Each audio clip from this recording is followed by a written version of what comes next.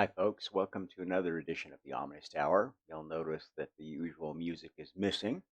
Um, Last podcast I started to get hit with some copyright squatting. People claiming that they owned that music that was playing. It was a selection of Rossini, public domain music. The composer is long dead. The version that I played of it is in the public domain. It's part of the same collection that I got off a public domain music site, part of a classical collection put up there by a public domain music provider. And roughly 7 copyright claims were filed against it. So I must have hit some nerves with yesterday's or the other day's podcast, and so I'm going to experiment with not using music so we can try to stop that nonsense and see what attack vector they're going to use next to try to uh, demonize my channel. Which, if you follow much non-mainstream content on YouTube, you know is going on across the board with increasing frequency as each phase of whatever plan uh, the authoritarian side is executing through the pandemic, through this new war that's cropped up, surprised many people, opening up this week, and etc. So bear with me. There's going to be no music for a while. If you miss it a whole bunch, I'll try to bring back some of the ones that seem less likely to attract copyright squatting. Today's topic is going to, I think, cement a lot of things I've talked about and couch them in kind of a big picture point of view. The topic of today I'm going to title something like Brief History of Karma. And if you have been following me for any length of time, you will have heard that karma and reincarnation are laws that apply to all souls, laws that have evolved uh, with the multiverse, laws that are intimately tied to the creation of physical universes and the structuring of the spiritual universes. Okay, to the point where now we talk in terms of a multiverse that includes both physical realms, physical universes, and a spiritual realm, which has a manifestation portion corresponding to each physical universe and to different uh, levels of consciousness of the spiritual universe and of what's going on with this system. So let's get started. Okay, I'm not going to start with the beginning of the story like I often do with creation. I'm going to start at the point that the idea of the first version of reincarnation and karma came about. And the first version of these laws uh, were not much like what we see now, okay? And weren't, as we know with laws today, when laws are proposed, when they are sold, uh, there may be somebody that has a detailed knowledge of a new law and how they intend to implement it, but that knowledge may not be passed on to the folks that need to vote to pass the law. And I think those of you who have been living in some European countries and the US and other parts of the West are realizing that your government has been subverted legally by means of laws that were passed that were completely illegal per your original constitution, your original set of laws that was supposed to govern all future laws, unless it was amended through a process that gave everyone a voice in that amendment. Okay? So, kind of the same sort of things have happened in the history of souls. We're going to begin this story at the point where the first implementation of the first version of reincarnation and karma started. Okay, so recap: a spiritual idea, any thought we have is essentially a spiritual creation. I have an idea, I'm going to go get a cup of coffee. The implementation of that idea involves deciding where I'm going to get the coffee, how I'm going to get there, what kind of coffee I'm going to order, etc., etc., etc. And the idea may not be acted on. How many times have you sat around in the morning thinking, well, should I make some coffee or should I go to Starbucks? Or should I wait till I get to the office and hope that somebody's refilled the pot? Okay, and you might be thinking about this for a while you're also thinking about whether to get up or not. And at some point, you decide to act. And that decision to act is when a spiritual creation, an idea, a thought, starts becoming a reality. This is the way it's always worked. This is the way it always will work.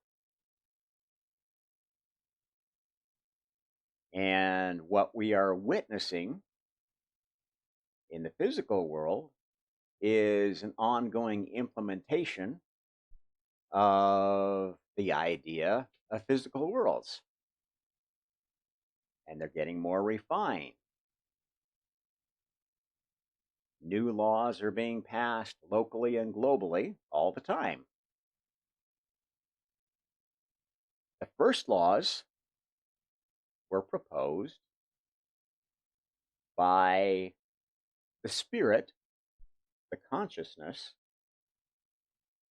that I think deserves to get credit by calling that spirit God.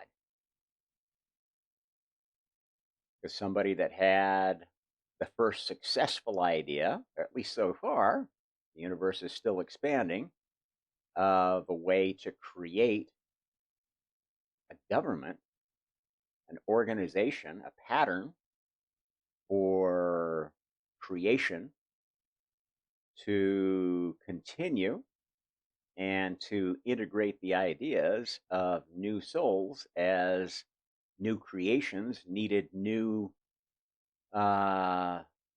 souls to inhabit their creations.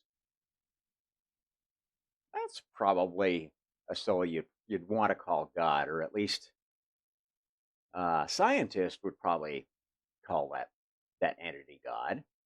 I know some of you other religionists would like to equate God with love. Well, that's your privilege. That's your prerogative. I can promise you the God of love is not the creator of the multiverse. Very important God, don't get me wrong, but is not the boss. And if you worship the God of love, if you say your religion is love, I've heard a lot of people spouting that nonsense, you're worshiping a demigod. a subordinate God, a God that often works against creation, as you may discover during the course of this discussion. Okay, so what were the first laws of reincarnation and karma? It was pretty simple. There was basically an event that allowed every existing soul at the time to manifest. And those manifestations were energetic to begin with, because the spirit is an energy as well, right? The spiritual, a thought is an energy. And the first manifestation of thought as something physical is essentially going to be another energy. Electromagnetic energy, perhaps. That energy was also combined with some other simple things that souls could be doing at that time. At that very first moment, the first incarnation of souls involved deciding to be energy or matter.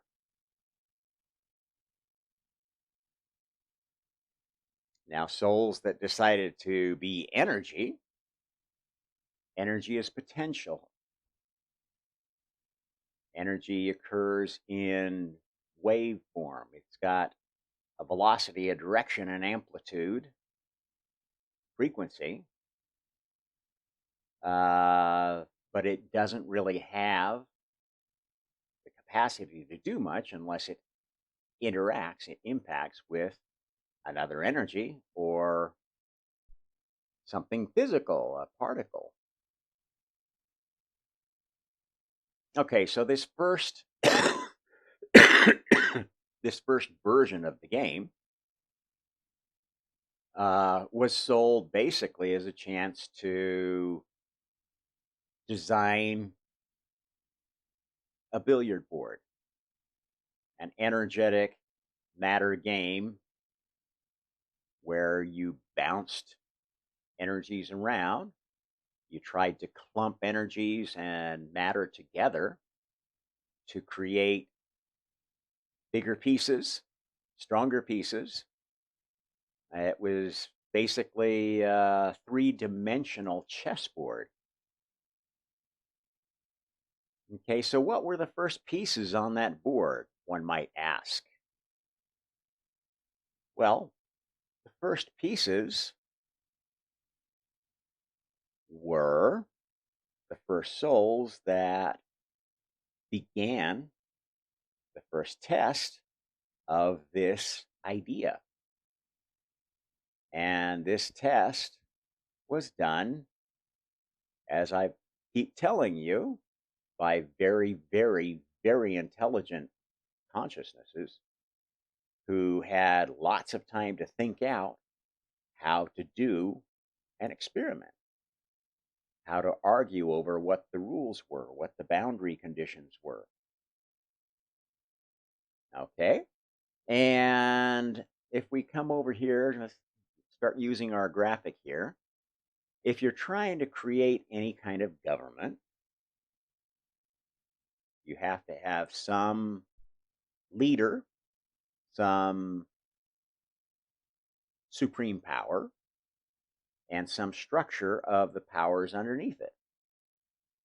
Okay, well, if we think about the simplest pyramid, has at the top, spiritual pyramid, that entity which is effectively God, the power person. not necessarily the original God, but the current God of creation or of this physical universe. And as we know, the vast majority of the universe we occupy is matter, and we know antimatter exists. So the natural conclusion is that the work of creation started with two universes, our universe and the anti universe of essentially the first other soul that God shared his idea with and who decided to embody the other part of the experiment. And this is why we have so much matter in this universe and very little antimatter, because when matter is created, it either annihilates with its antimatter immediately and creates energy,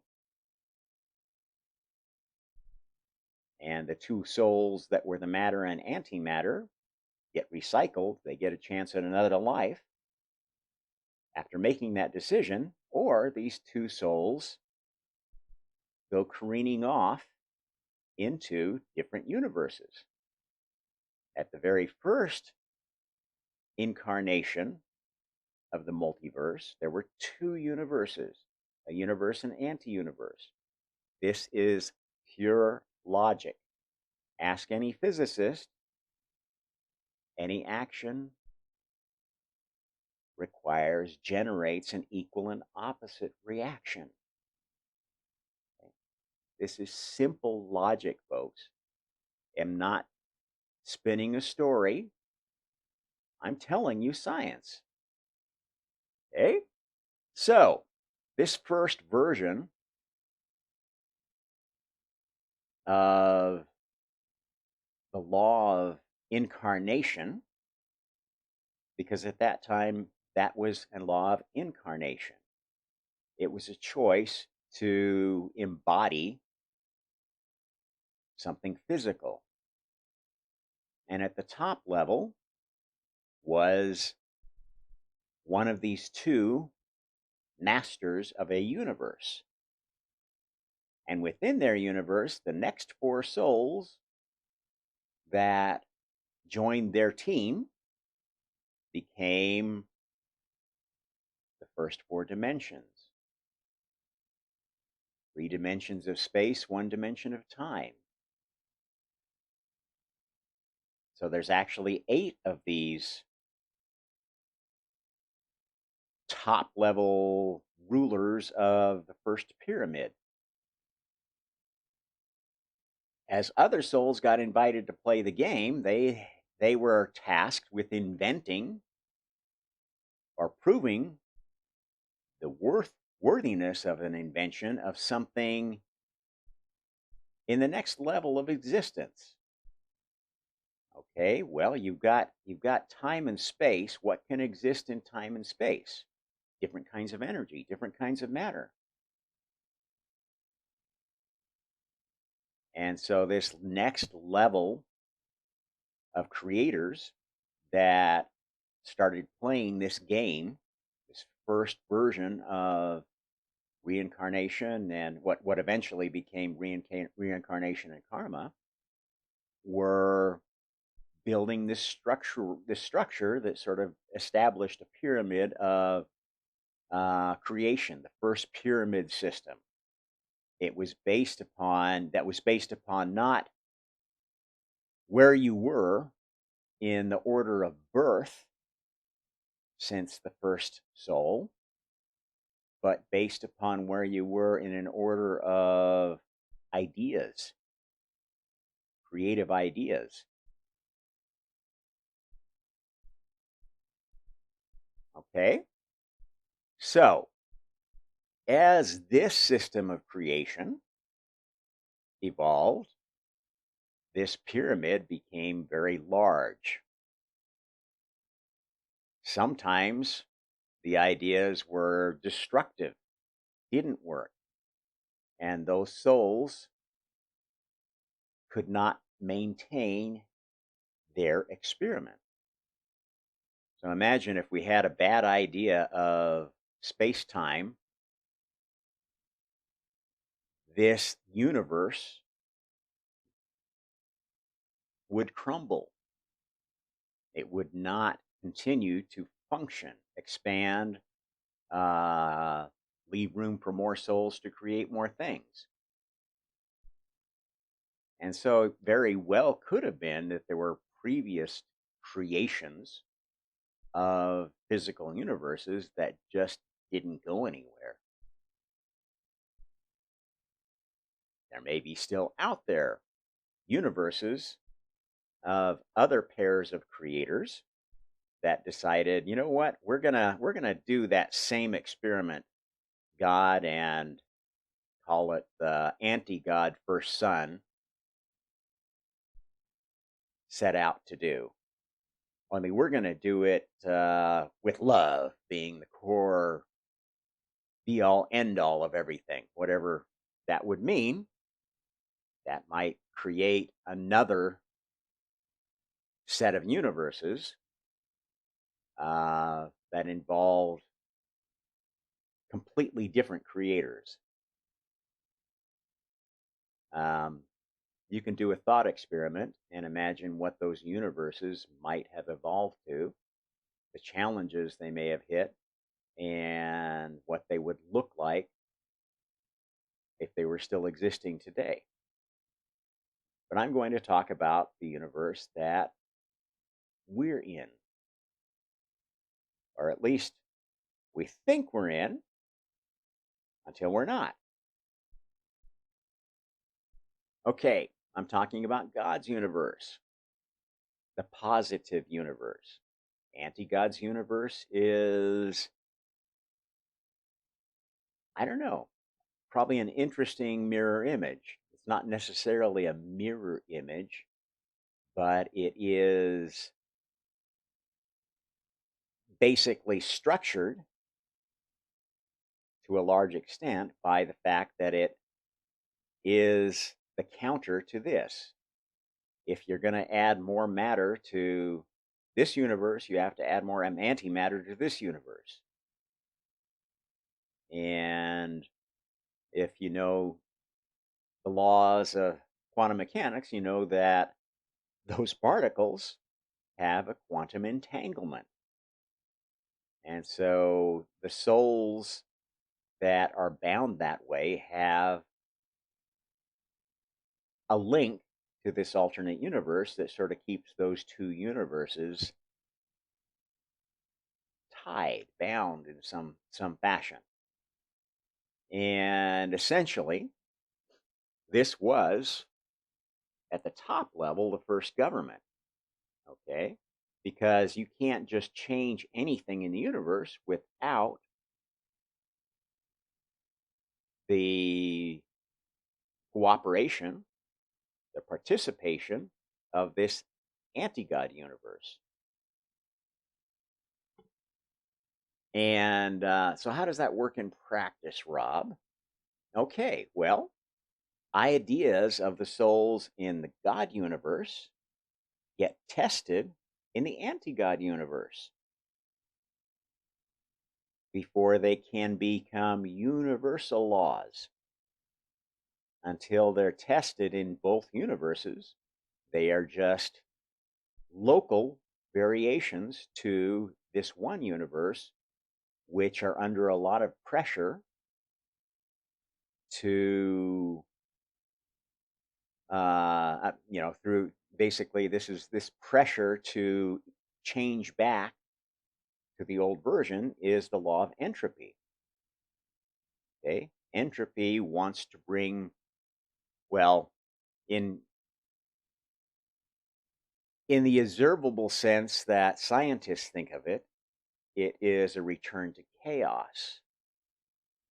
And that's how you'll hear of entropy if you talk about it in a materialist science class. Well, this is a spiritual science class. And when you add the spiritual component, entropy is not the desire to return to chaos, it's the desire to return to the prevailing pattern of the what I call the grand fractal of the multiverse, which is this pattern that is shared between the God and the anti-God universes. Okay, so these two original souls in this system of organization now become pretty much equal. And essentially, the story of karma is one of God gradually distributing power, gradually turning over full power, full autonomy within the restrictions of the government of souls. And that government of souls is the current version of the laws of the multiverse, which include the latest law of karma, the latest law of reincarnation, the latest law of free will, and all the other laws that we observe as being pretty well fixed things. How numbers work, what is pi, what is the speed of light, all of these strange constants that seem to have very useful relationships be intertwined somehow through the magic of mathematics. This is how all that got set up. So in this first version, Incarnation was very much just a game. There were no winners, no losers. There was getting experience so that you might be recognized as one of the souls that had as much power as the ones that set up the basic fundamental rules of this game. All of these fundamental laws of structure, so forth, of physical universes. And this was a popular game to play for thinkers. Imagine if you were in a world where you were a pure consciousness. You had no needs, no wants, you had nothing to do but think and compare your thoughts with the other thinkers that had yet been created. And there was some sense of, okay, maybe this more senior soul, God or some of the first children, had more experience and maybe their thoughts were a little better than others, but absent any mechanism to enforce those thoughts, there was really no deciding whether this idea was better than that one. And you can imagine that that was a family in chaos, arguing constantly over whose ideas were better, over who deserved credit for an idea, and in general over who should be in charge of this large family, who should be able to say, you know, I think we should focus on thinking about this problem. Have you ever been in a very dysfunctional family or organization where you can't even agree on what to focus on? Okay, this is typical of an organization that is stuck in the thought loop. Analysis paralysis, they call it in the product development world, where you've got so much gyration about what to do, what to think about, that you don't actually implement anything. And that's a dangerous place to be for anybody creating anything. Okay, so I think there's no way you could argue that there would not be pressure to create some physical way to verify ideas and some laws to make sure a gradual set of laws that would ensure people didn't keep proposing stupid ideas that didn't work.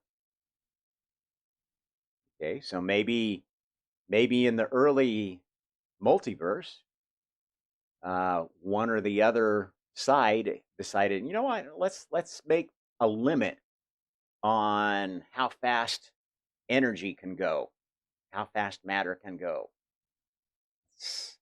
Let's limit it to the speed of light.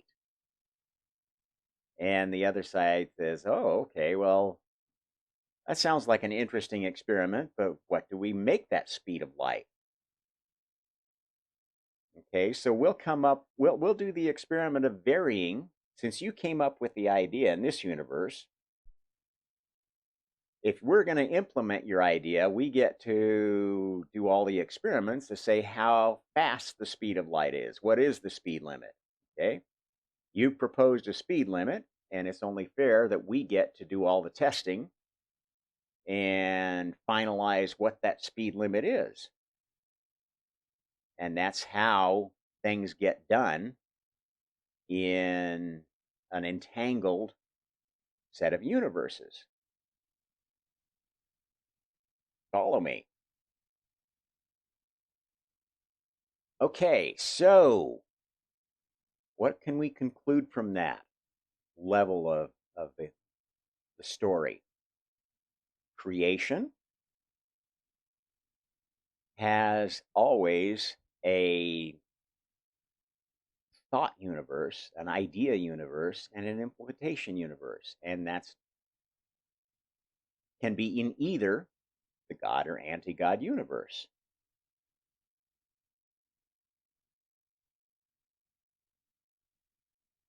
Now, what happens when a new law is finalized?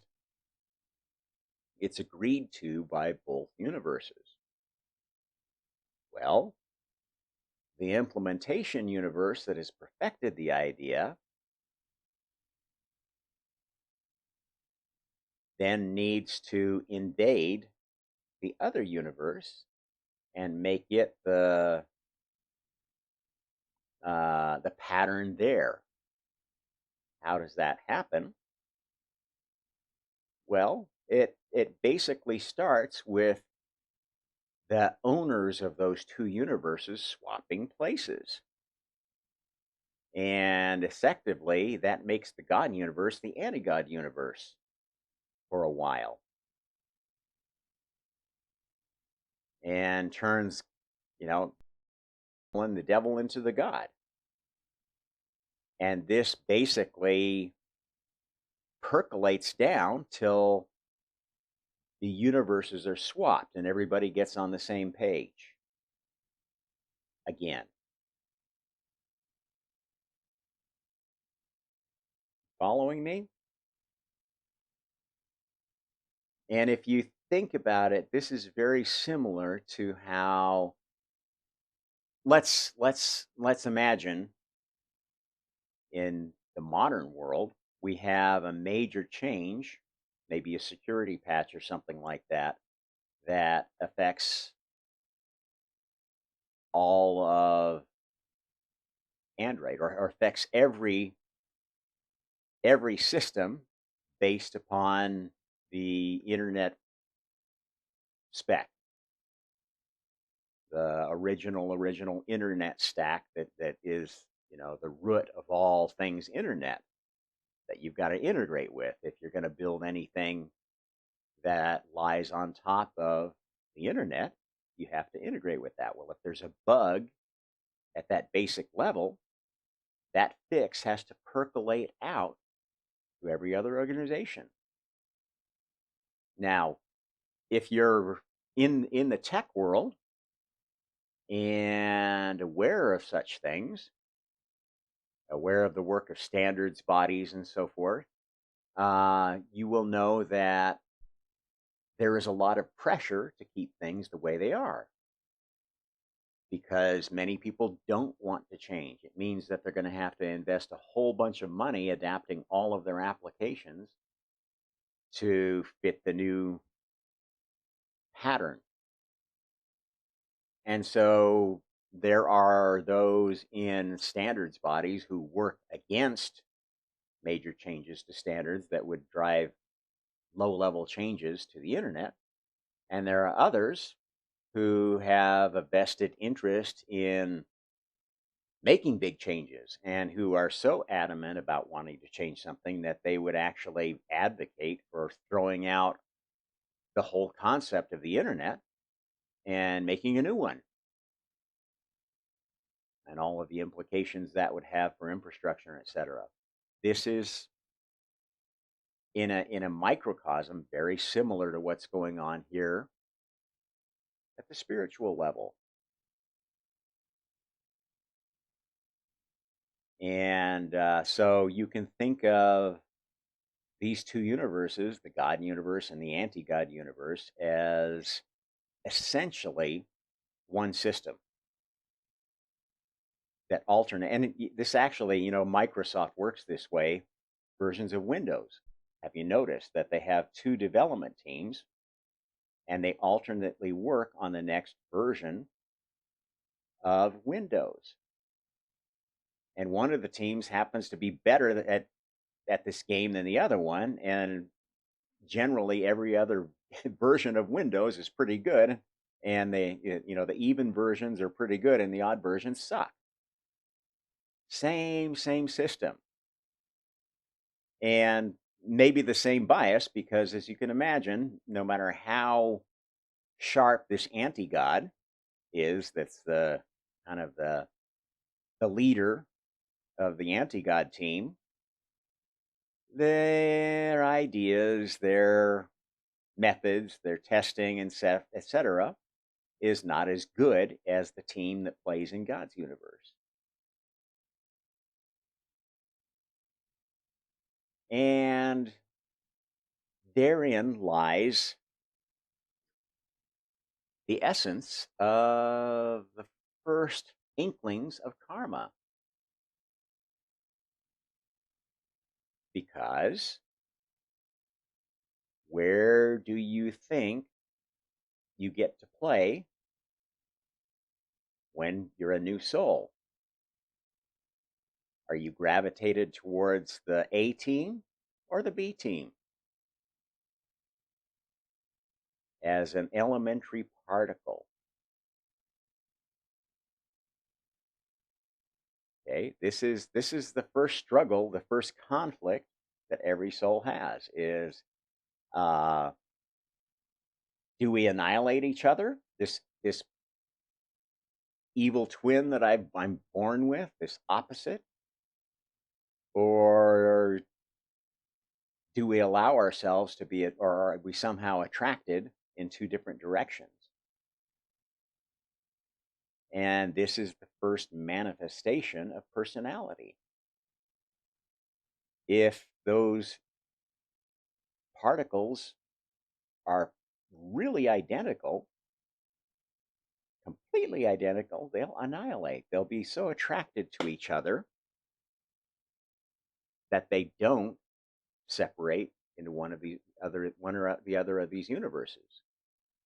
And it may be that you have, as a new soul, you might have many of these births, and many that you don't decide to go one direction or another. You just annihilate. Maybe you get tired of that. It's like a marriage. Imagine being married to the same person over and over again, lifetime after lifetime. Eventually, you might get tired of each other. Eventually, you might, on the flip side, and again, there was heaven at this point. So when those particles would annihilate,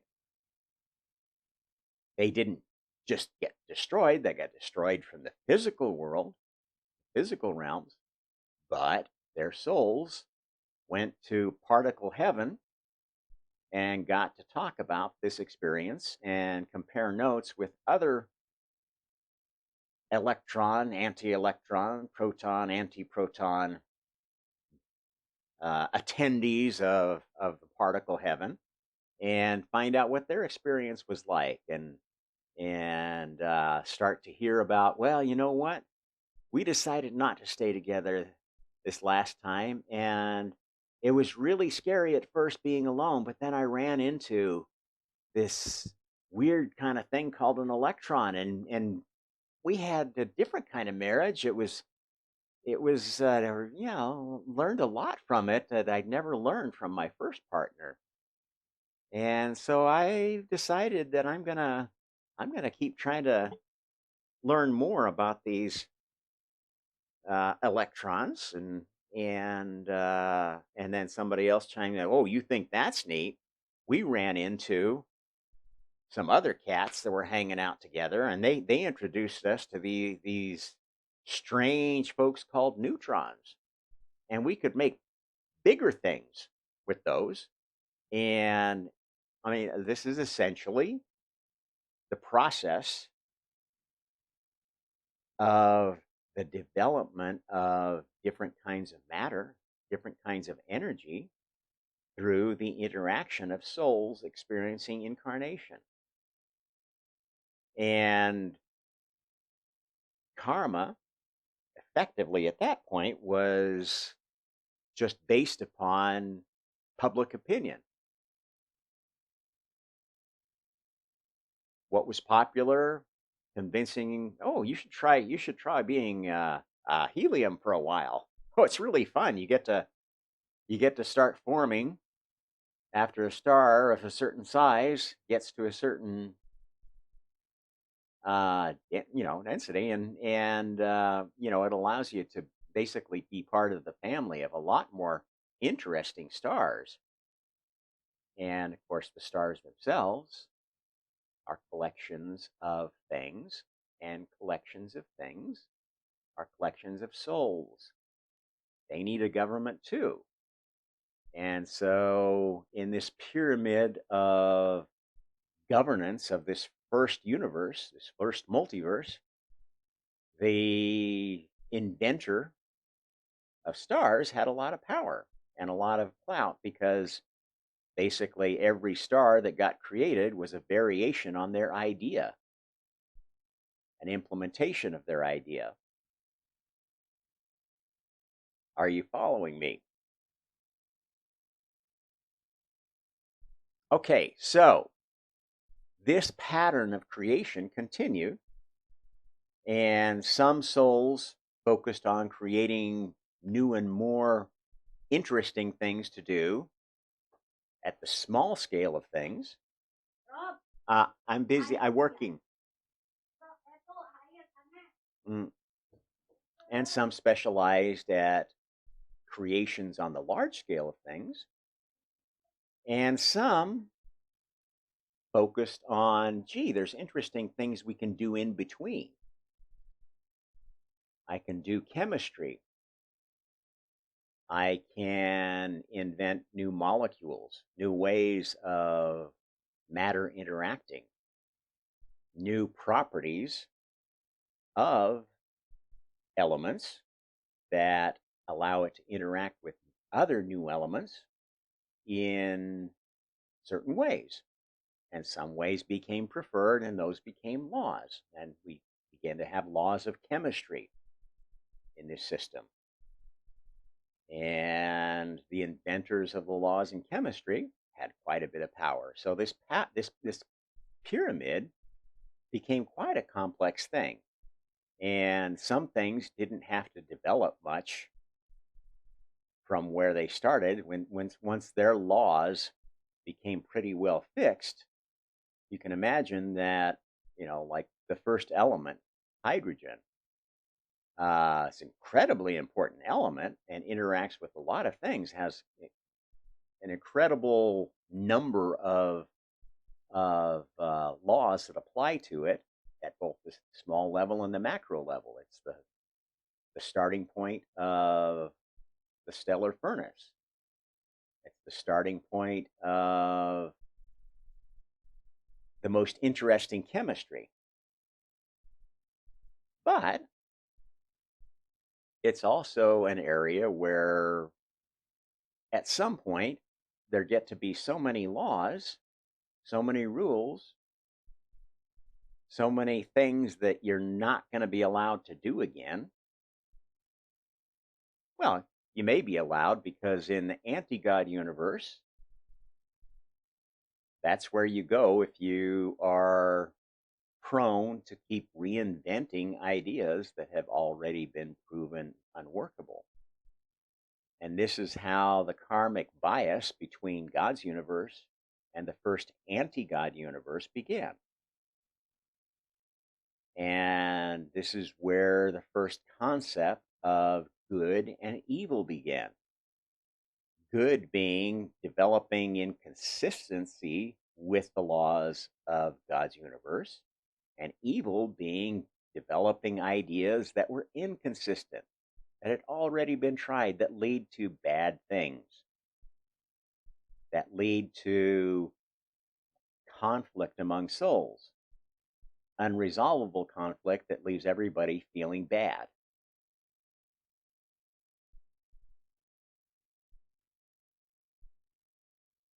And what kind of conflicts are those? Well,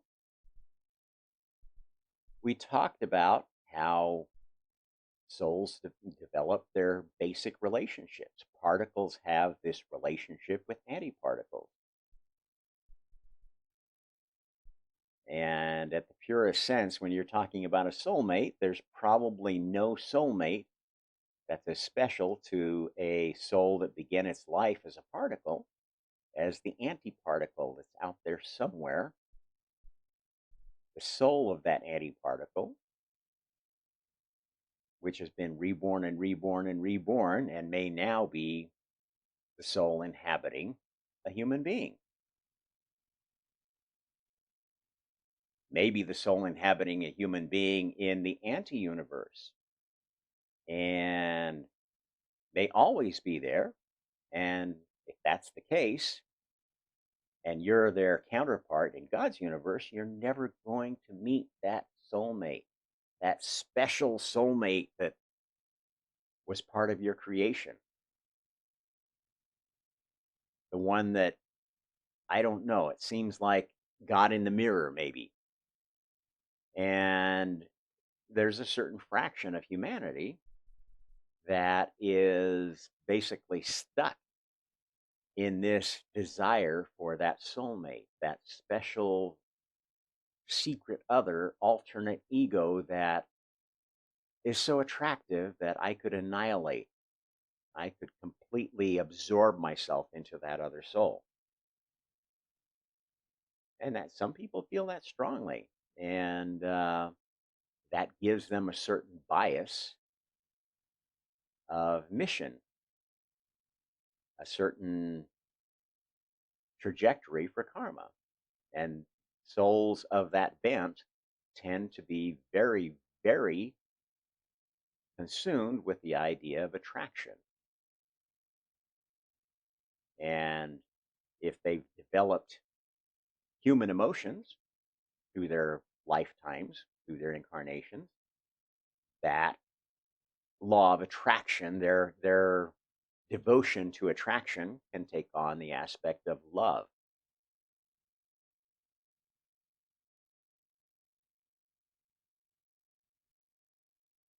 Okay, so this is the early history of karma, and you see it. You can see that the idea of karma can develop as a purely scientific thing, not having anything to do with any human notion of good or evil. It's completely built upon this idea of equal and opposites reaction and the propensity for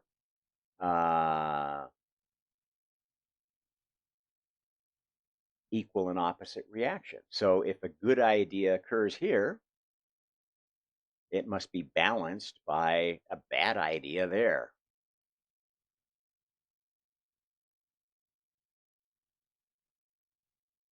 And if the good ideas are preferentially going to this universe, the bad ideas, the things that don't work, the things that cause discord, disharmony amongst souls, cognitive dissonance, are created here. Does that mean this is an evil place, a bad place? Well, it depends on your point of view. The souls that gravitate to the anti God universe, and originally there was one when all this started, but that's not the way it is anymore, because the next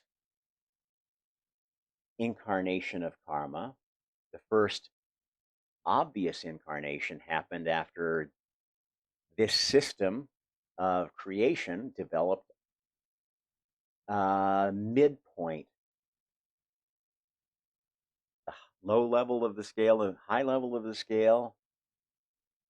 The midpoint of this system is actually where most of the interesting creation happens. Once you've got the great structure, the small structure laid out.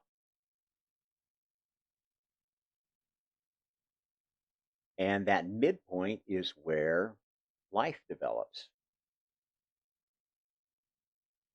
where you develop things. I mean, at the small scale, particle level, lifetimes there are extremely short. You can conduct experiments quickly, get in, get out, and you're done. At the high level of the scale, experiments in stellar mechanics and so forth, how do stars form, what do, they take a whole long time. Okay, so basically, in this early history of souls got tired pretty quickly of exploring all the things they could do at the particle level.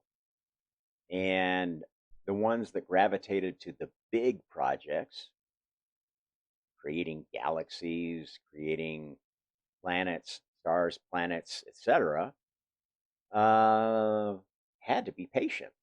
Their experiments could take a long time. And so basically, that was a division that occurred. The souls that were impatient, wanted to get on and take their lumps, tended to be attracted to these small vessels as starting points. The galaxies, the planets, the stars, the souls who embodied those ideas were long-term thinkers. The ones that did long-term experiments. And those were the deeper thinkers, the more sophisticated creators. And this is why, if you look back in human history, our first conception of gods is as gods of planets. God as the heavens. The God of heaven must be the supreme God, the God of all the planets, of all the bodies, the heavenly bodies. And that doesn't mean that there weren't gods of or creators that were very, very much wrapped up in what was going on the small scale. But the God of electrons has a very different idea of experimentation than other gods. The God of electrons is basically the representative in the God Senate for experiments that are going to involve electrons. Oh, we got a new element that we're working on creating. We've got to figure out how electrons and protons and neutrons and all the other particles interact with that new element. What happens if it hits with a certain amount of enough energy to break apart this new element's nucleus? What sort of fission products are possible?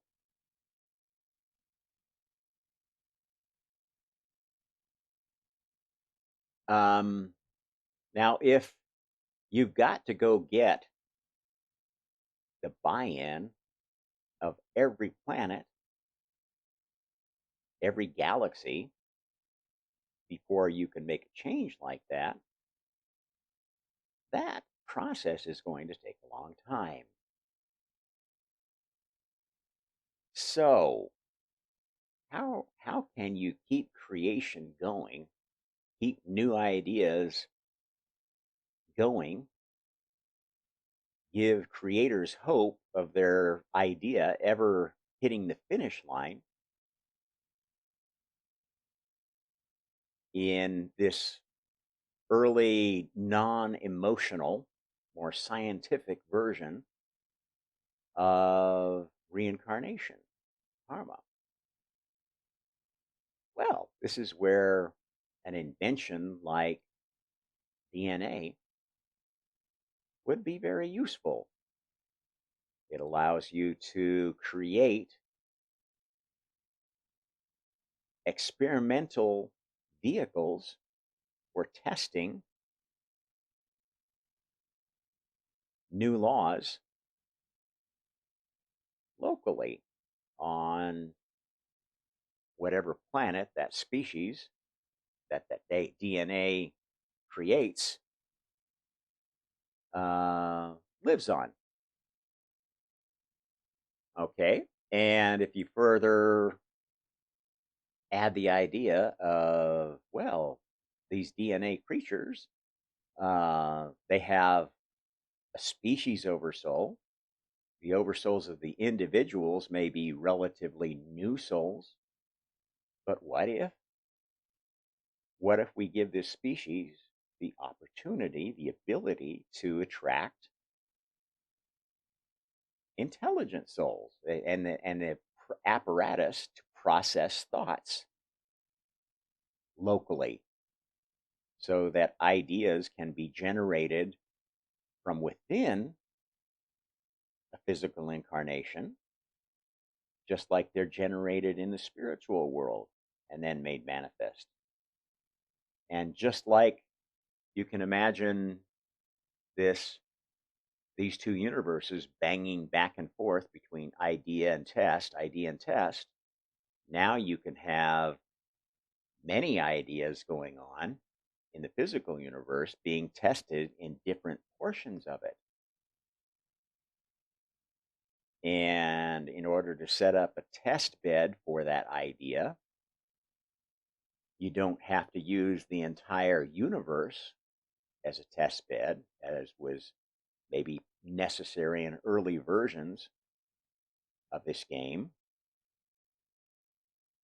You can now create a local testing area, and those local testing areas can get more specific. So in the early universe,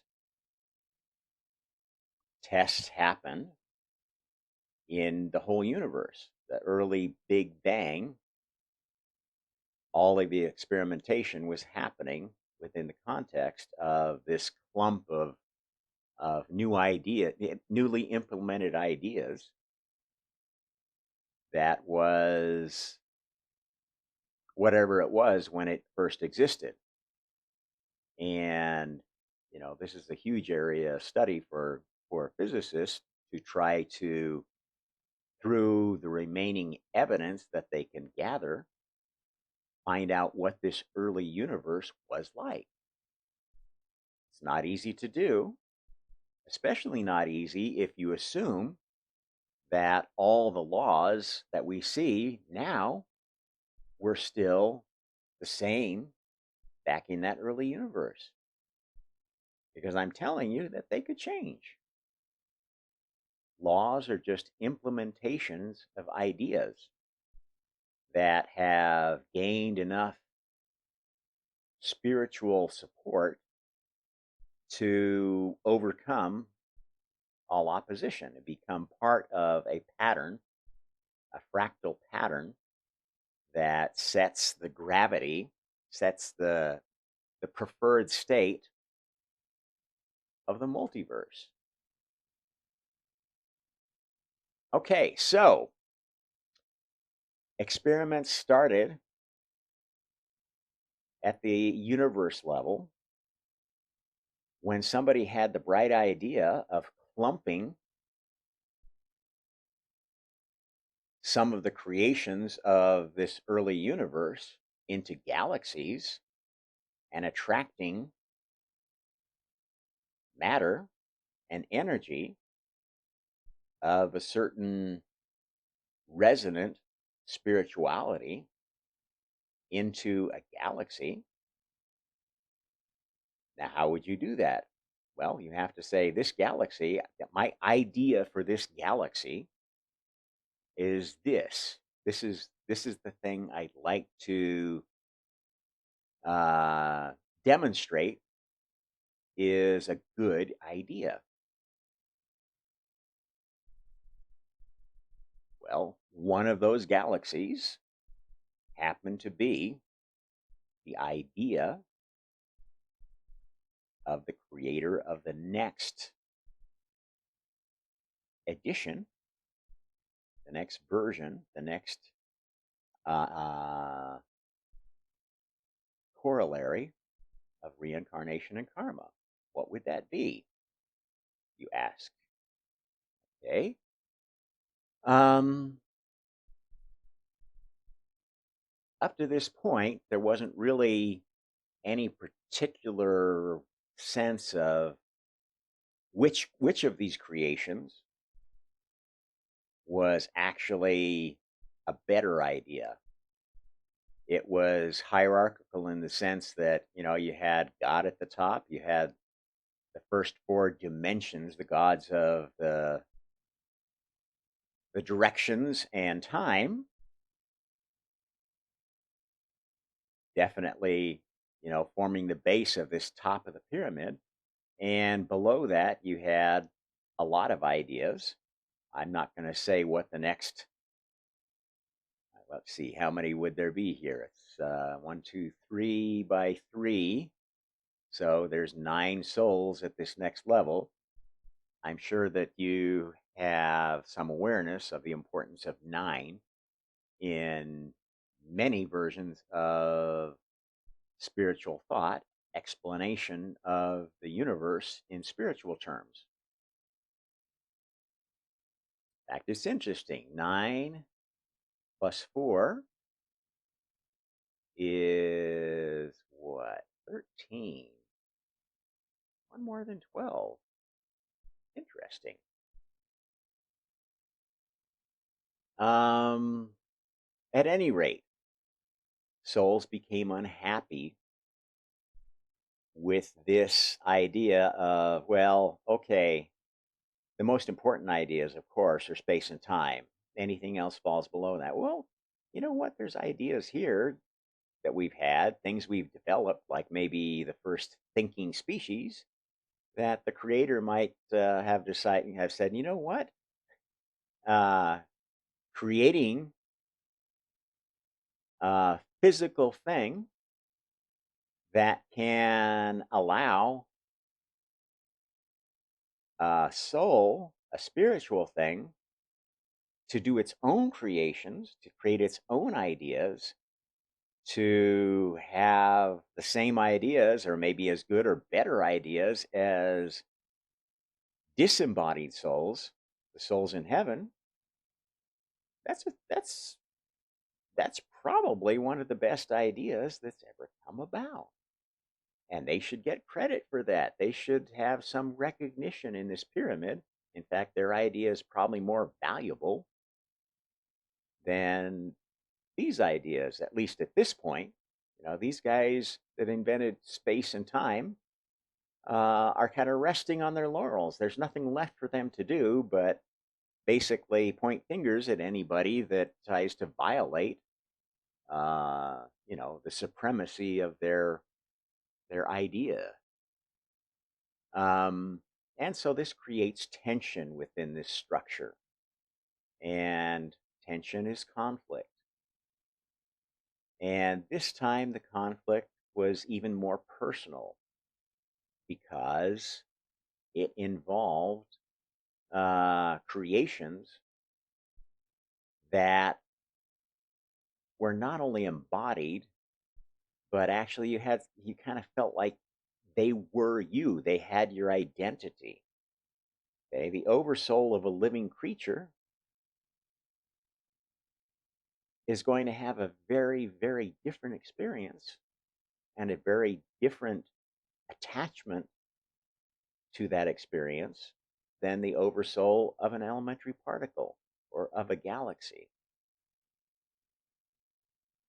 Maybe a similar kind of attachment as the oversoul of a galaxy, but at this mid level, you're living a medium length life, not femtoseconds, not billions of years, but something like 100 years in Earth time, and that creates an attraction for a certain kind of soul that likes to do a lot of creating and see the results of those creations in a fairly short amount of time.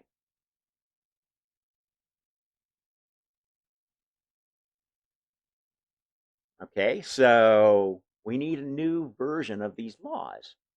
And what was proposed at that point, and I don't know who came up with this beautiful idea, but I have a feeling that God had an idea that this was going to happen already, and probably anti-God knew it was going to happen too, because those two souls are pretty tight. To have come into agreement to create physical reality and to have come into agreement about who's God and who's anti-God, that's a pretty trusting relationship. Those cats probably know each other pretty well. And this is actually something that you see in a lot of human philosophy, the philosophy of religion, the idea that, well, you know what? If there's a God and if there's obviously an anti God, because there is evil that happens, and if God is good, then there must be some anti God that creates evil. And then you get into the discussion of, well, who's the senior partner here? Are they equal? If they're equal, then there is no good or evil. And you get into all sorts of dark places with that kind of thinking. You can basically decide, well, okay, if I don't want good, if I don't want evil, I can't make good, and I need to do nothing. I need to erase all ego. I need to stop creating, stop thinking, stop doing anything but surviving, because I can't figure out how to survive without eating. But at least, maybe I can't do anything bad if I let somebody else feed me and just sit under my Bodhi tree and try not to hurt any ant or do anything bad. Maybe I'll get to be God. I mean, you get into all sorts of weird uh, philosophical places with any understanding of this other than what I've just presented to you. And I encourage you to think this logic problem out for yourself. And moving on. So there was a lot of conflict out here over whose creation was best, and clamoring for a grading system, some way to evaluate, okay, at any given point, whose creations are the best. Well, as I was saying, the creations in the middle by this time were the ones that were most dynamic. They were actually dealing with problems that were closest to the concerns of souls in heaven. Because, as I've told you, and I think you might accept that on face value, if you were a disembodied consciousness, a thinking unit, uh, the biggest problem you would have in a sea of thinking units is whose ideas are best, whose ideas are good, whose ideas are bad, and how to grade them. Who's got the best idea? And this is the essence of any game. A game is about playing by a set of rules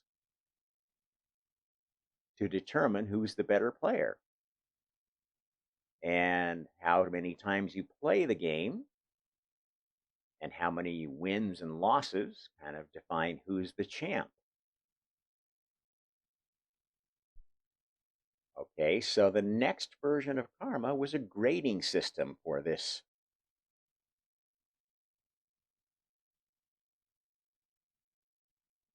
collection. Now, maybe the idea was we need a grading system, and there were many ideas for what the grading system could be.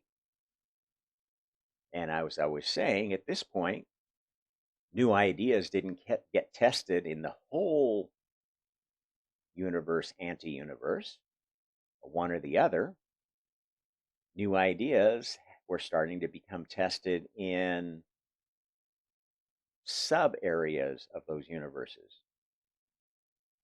By this point, those sub areas had evolved to the point where experiments could be conducted, and in fact, experiments in DNA, creating new species, creating new forms of life, creating new relationships between new forms of life, new ecosystems,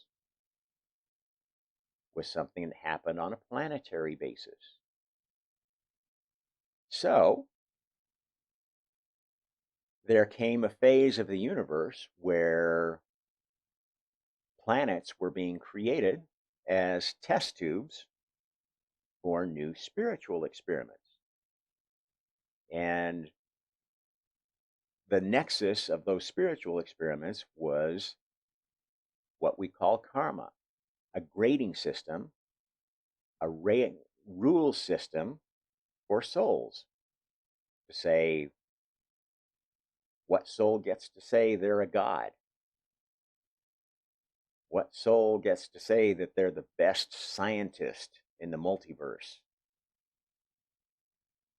what soul gets to claim the most new inventions that have been adopted by the whole multiverse. Okay? And what were some of the concerns that folks would have, souls would have in setting up such a system? Well, one concern is probably going to be the same concern that happened in the spirit world of, well, the oldest souls, God and the first children, have more experience. It gives them an unfair advantage.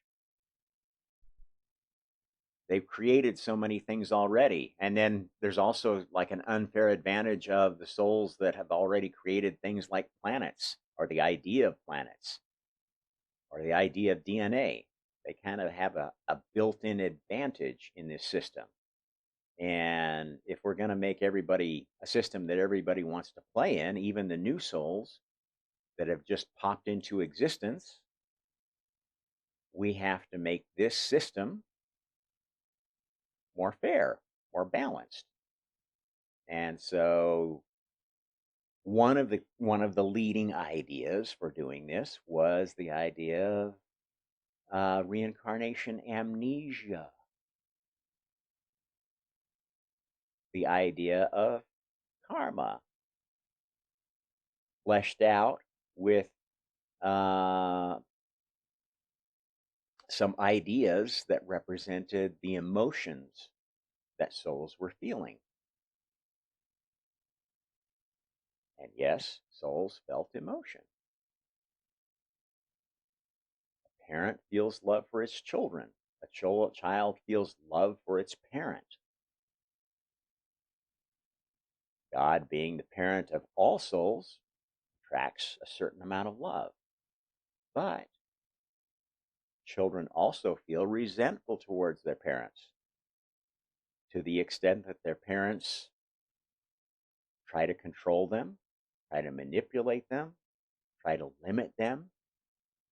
Even though it's done from a loving standpoint, there's resentment.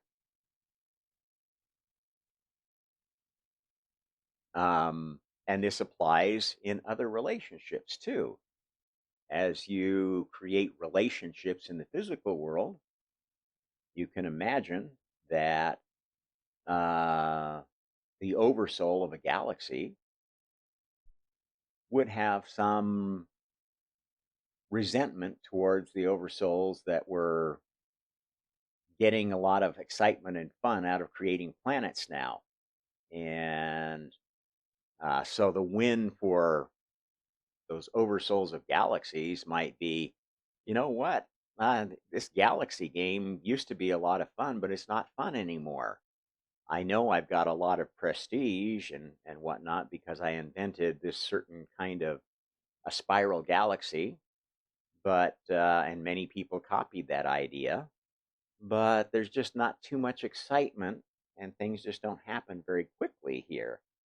And there's something interesting that happens at that point when you have a lot of power and influence, but it's kind of at a level where things move slowly. You have a lot of free time on your hands, and you tend to develop other interests to fill that time. And this is the point at which I think we need to touch on the idea of the spiritual internet.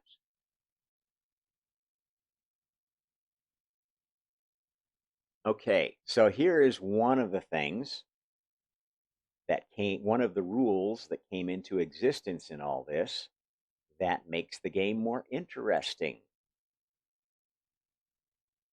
The Incarnation game. When you're in the spirit world,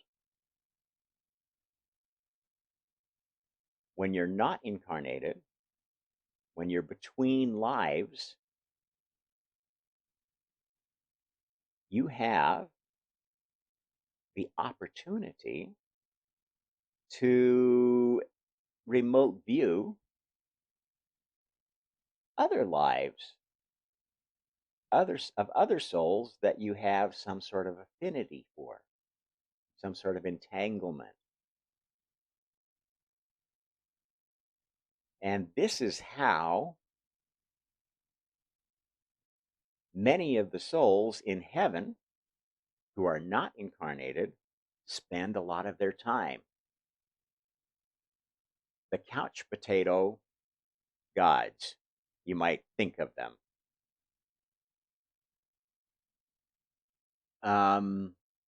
And this is another way that souls can spend their time on the flip side. And that pretty much describes Buddhist heaven, doesn't it? Think about it. The core idea behind Buddhism is to try to escape reincarnation so you can stay in a heavenly state forever. What are all the Buddhists doing in heaven? The ones that haven't decided it's not quite so much fun as they thought it was going to be, they're basically couch potato gods watching what's going on among the souls that they have an affinity with. And that affinity is with souls that gravitate towards the Buddhist ideal, Buddhist spiritual practice. And that's how they spend their time. And effectively, they become sort of the cheerleader squad for the Buddhist movement across the multiverse. And they encourage budding Buddhists in many species. They have entire species that are kind of structured along the Buddhist line. Uh, what's really important is to get to this nirvana place, which is where we are, so you can join our viewership and help cheer the team on. And this is a place which, as you can imagine, lends itself towards uh, relinquishing your free will to a higher power, to a higher ideal.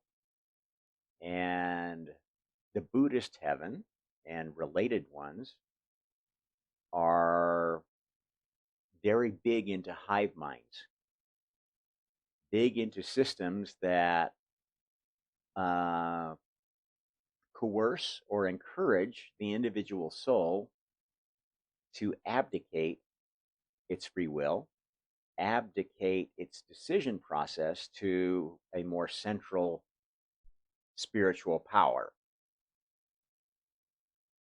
And since thoughts are spiritual energy, that power may be a physical incarnation, a queen bee, if you will, a guru, a supreme leader.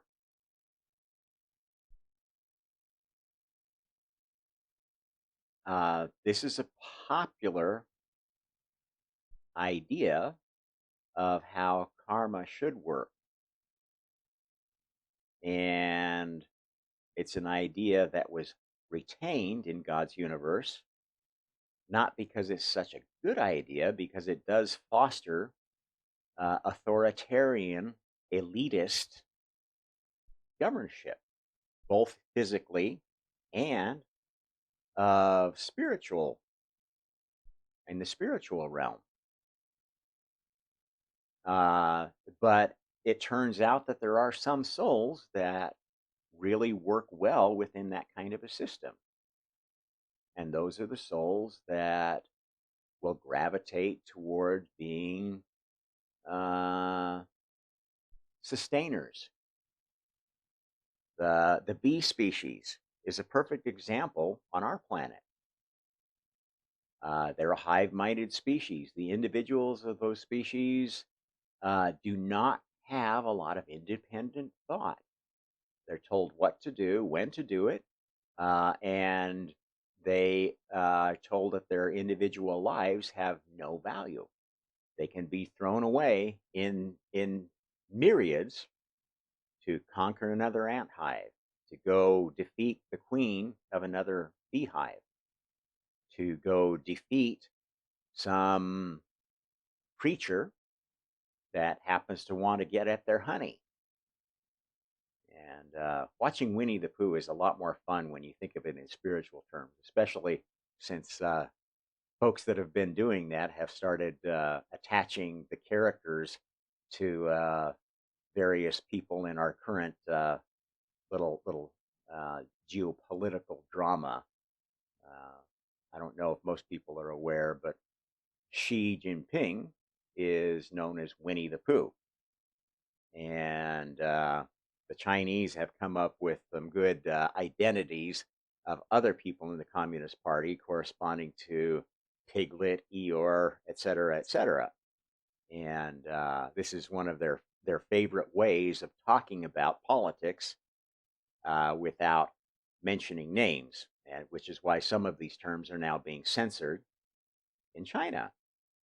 And yes, you can be hauled out and taken to jail for talking about Winnie the Pooh, even if it was just accidentally discussing the actual Winnie the Pooh series that you just watched with your child. You might accidentally say something about that.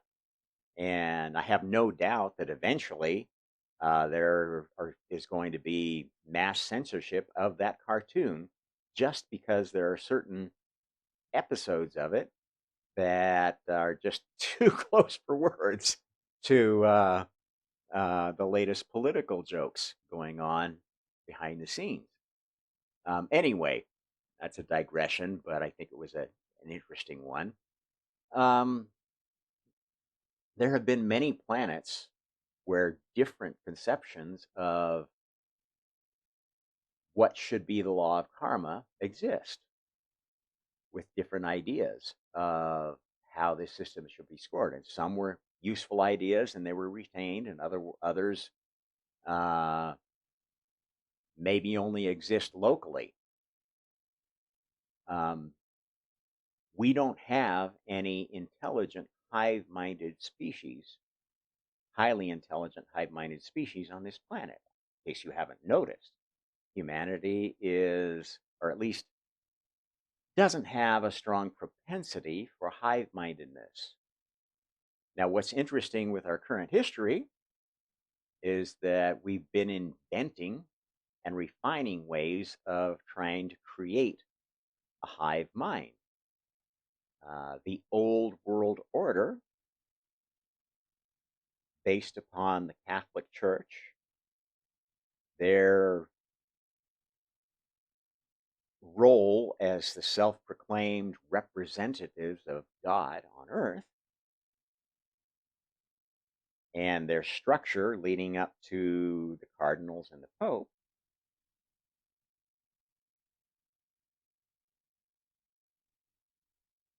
and their linkage to the nobility, who at one point claimed rule by right, by divine right.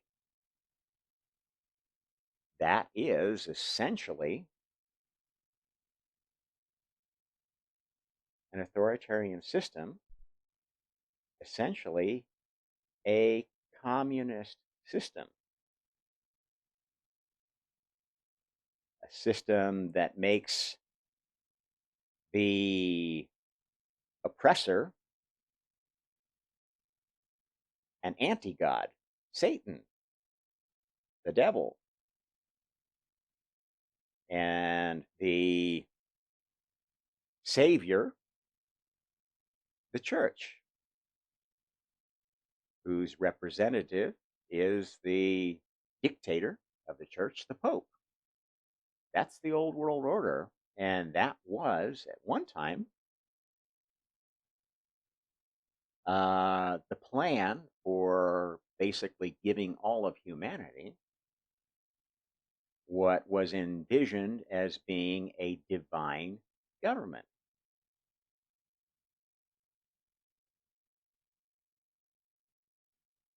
And essentially, that was one very detailed implementation of karma.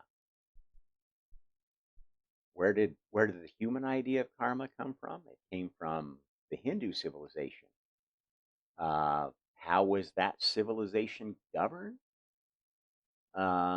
It wasn't really governed so much by any spiritual ideas. It was governed, the spiritual ideas were encoded in books, in stories of gods, and how the gods interplayed with each other, and how the gods reincarnated. And the focus of the Eastern world was in finding the latest incarnation of what they believed was the good God, Vishnu, and trying to stop the incarnations of the chaos God, or minimize those. And then the concept of Brahma, the all God, was kind of the representative of this philosophy of, well, okay, we can't really call Vishnu good and Shiva evil.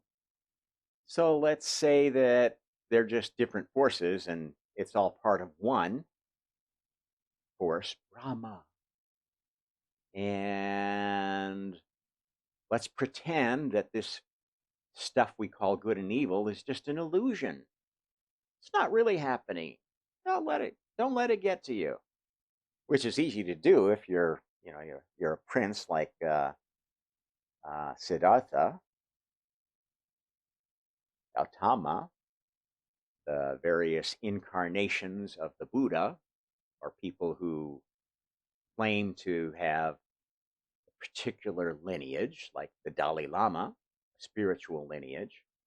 It's pretty easy to laugh away evil when you're living in the lap of luxury in your palace, served by all your devoted followers. Even after you're kicked out of your palace, you lose the government of your country that was serving you. Oh, you just keep preaching the same thing elsewhere, and you keep getting adulation and support flown around the world to give speeches, paid all kinds of money to come to a certain conference and speak. And this is a pattern that is quite popular among the global elite. It's like, look at these guys like the Dalai Lama. Look at guys like, the anchor for NBC, CNN. They can say pretty much anything they want. People will believe them. Ooh, I worship you, Walter Cronkite. Edward R. Murrow, you are my hero. Dan Rather. Or maybe it's a movie star or something, Lady Gaga. These human gods that live on adulation represent one of these ideas of how karma should work. And it's a very persuasive idea because essentially it's similar to how the spiritual world works, except that the reward is all physical. It's attention. Whoever gets the most likes, shares, and subscribe, and the most sponsor money must be a god.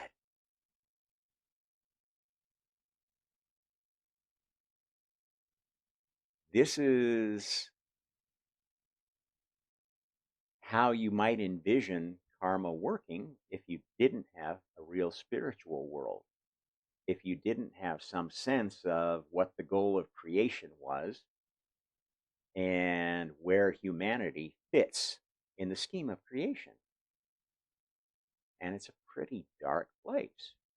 It's a place that is going to, if not check, lead humanity to develop into a hive species.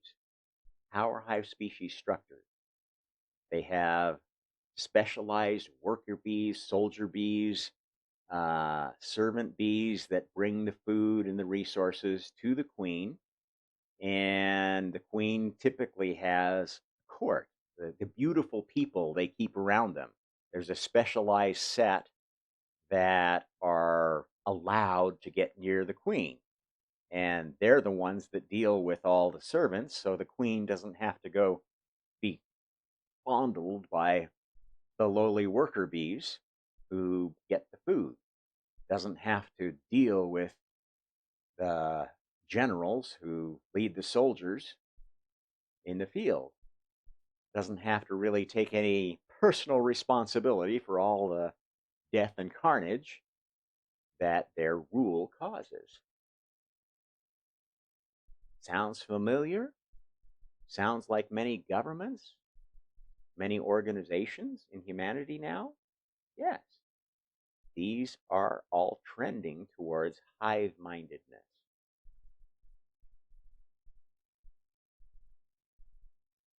Now, that's not all of humanity, right? There are some people that are very passionate about freedom, about rights, and defending rights is more important to many of them than their personal security, their personal comfort, the comfort of others. And this is another strong force in humanity right now.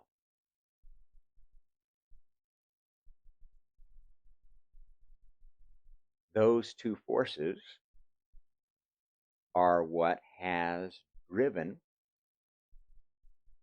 all of the gyrations, all the creations of physical and spiritual technology that the human species has taken on.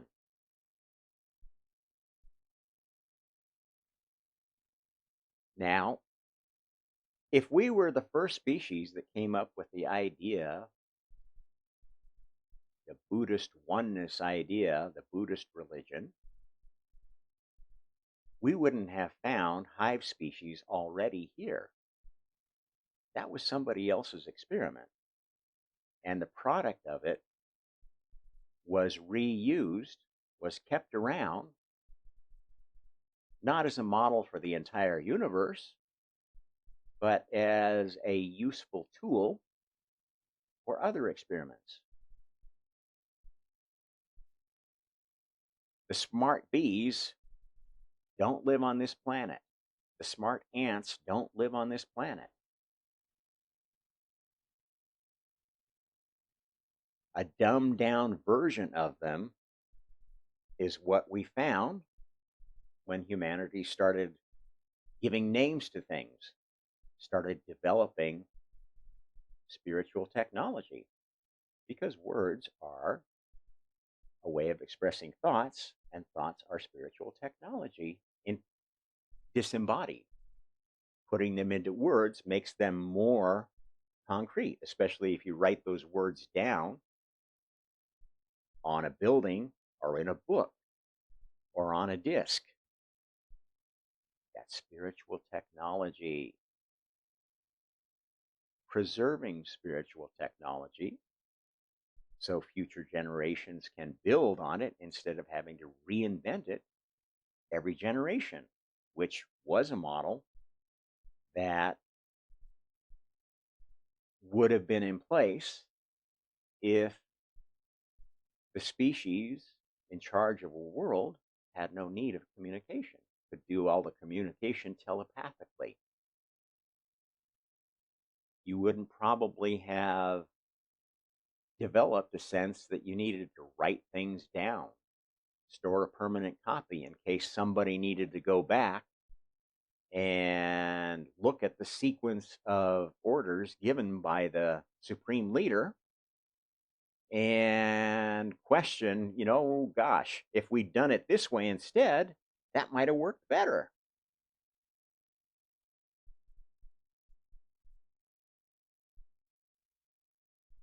Okay, so we are working on a version of karma on this planet that deals with the holes that are created when you try to implement a solution for karma that in a species that has the kind of godlike powers that other species have had in the past. And this is why in this planet, this Gaia experiment and this solar system, because the solar system is part of an experiment, this is why there have been some resets. At one point, those conducting this experiment in creating a better karma thought that they could do it with a species that had a set of laws about free will and about how to organize that was basically based upon the best DNA.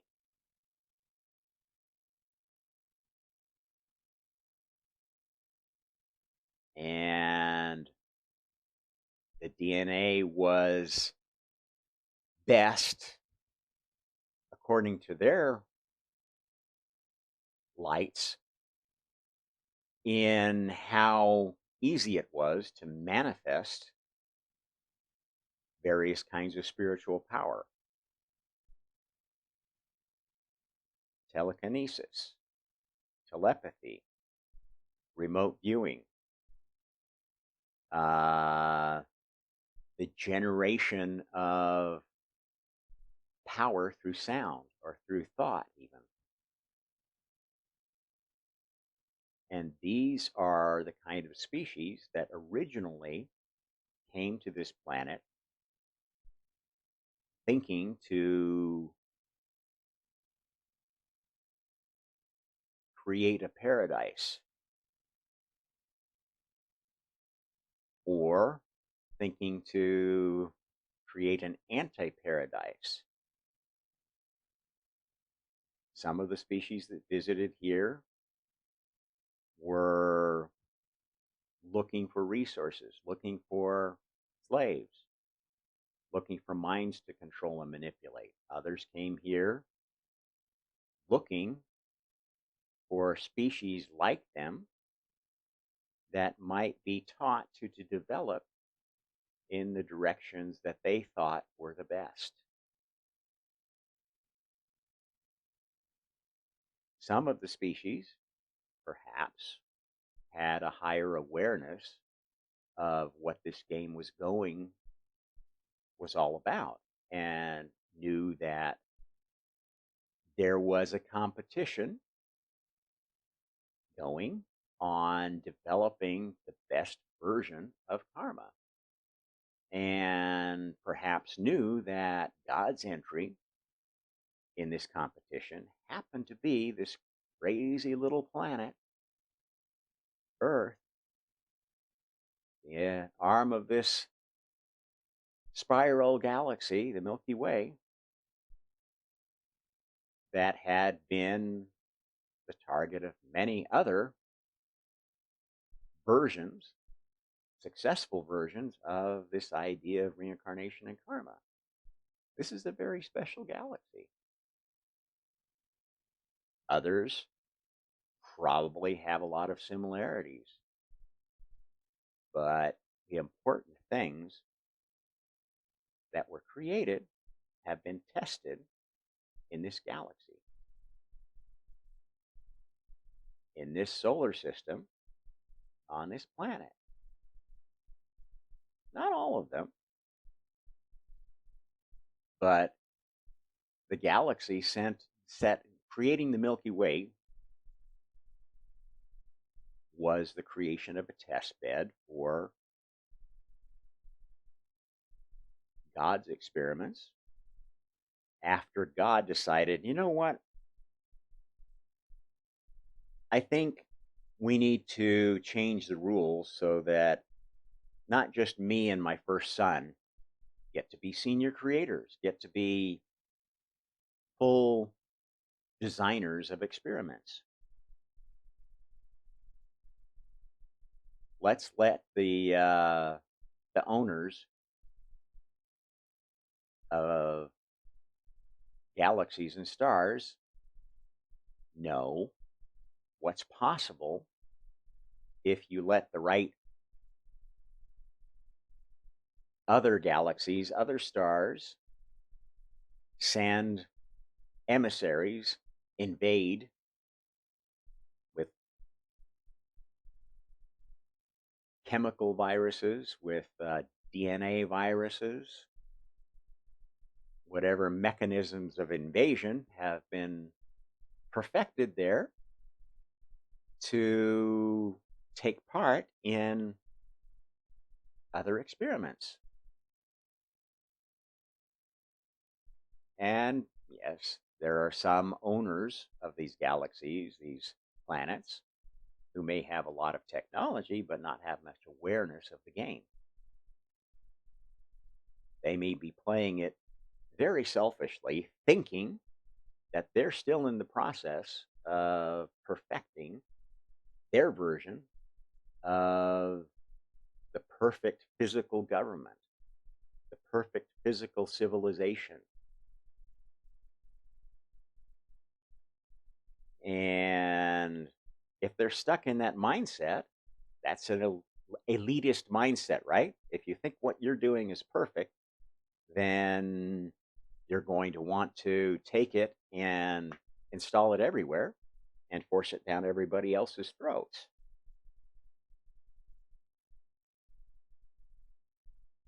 But what I've been telling you is that's not how God works. A God who would create free will and endow every soul with free thought, independent thought, not fill it full of God's thought, would not create and make universal a species that takes those rights away from other souls, either in the spirit world or in the physical world. Because if you are not able to think freely, you're not able to chart your course, you're not able to determine where you best fit in creation. That's not the way creation works. It's not the way anybody would want creation to work unless they thought that they were the universal God and could somehow use it to make their position unassailable. And that is the mind of a megalomaniac. That is the mind of a sociopath. That is a mind of a narcissist. That is a mind that is very sick and diseased. And what did we learn from the first step of physical creation? The first step was to decide who was going to run the universe of the less healthy souls, the souls that have bad ideas, that act upon bad ideas, that have poor judgment. That's what this anti-God is all about. It's not the devil. It's the soul that took on the role of teaching the hard lessons because they had learned a lot of hard lessons by battles and battles and battles with their father over what was truth before they decided how to prove it.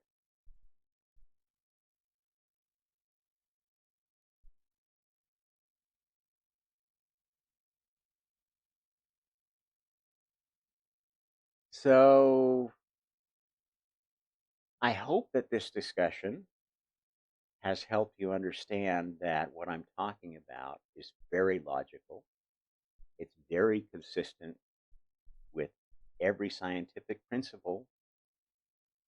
It's very consistent with what we know of human behavior.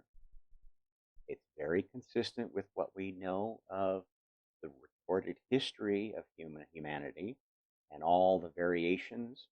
It's very consistent with all the religions that humanity has invented, all of the philosophical and spiritual ideas that have tried to explain human experience, both physical and spiritual experience.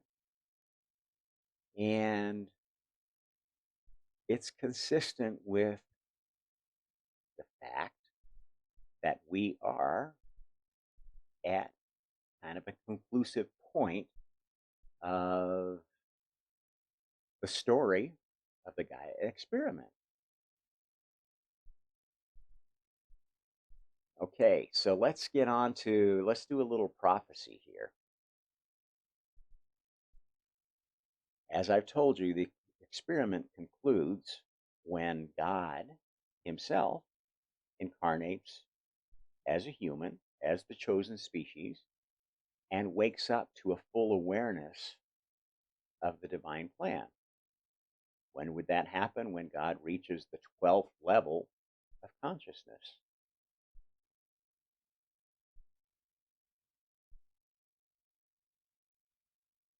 At that point, there's no more need to prove that this system works in God's universe because God has seen the implementation by humanity and seen humanity prove why all the other ideas don't work. And in fact, create its own version of, the word final solution has kind of a dark connotation from Nazi uh, era, but the final solution of karma is this idea of virtual souls and virtual universes. This gets back to the start of the whole thing of these two universes that started physical manifestation. That was actually the first test of alternate universes. So multiple universes have been tested already. That wasn't something that was ever in doubt of being easy to create.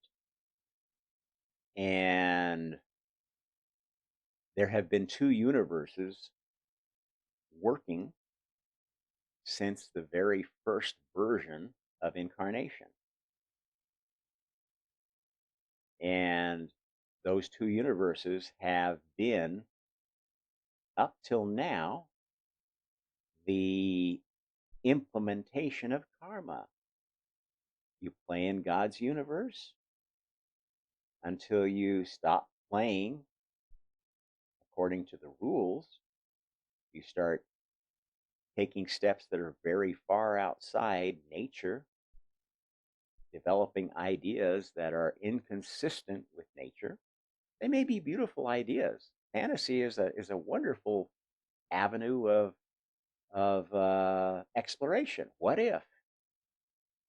But those creations are existing in this alternate universe, the anti-God universe, to the extent that they describe something that could never happen, based on human nature, based on elemental nature, the laws of physics, etc. Those things are doomed to only exist in isolated pockets in God's universe, and only to the point where this new system of virtual universes was fully perfected. The system of karma now makes it so that anyone who gets to a higher awareness of consciousness where they start activating their spiritual nature, they become more aware spiritually and begin to be able to have spiritual powers, can only use those powers if they are consistent with the laws of God's universe. If they start deviating from that, if they use it for their own personal overlordship of other souls, without telling the other souls that, yes, if you accept my ideas, you accept my leadership, then you have to let me make the decision. This is, some kind of a contract, a constitution.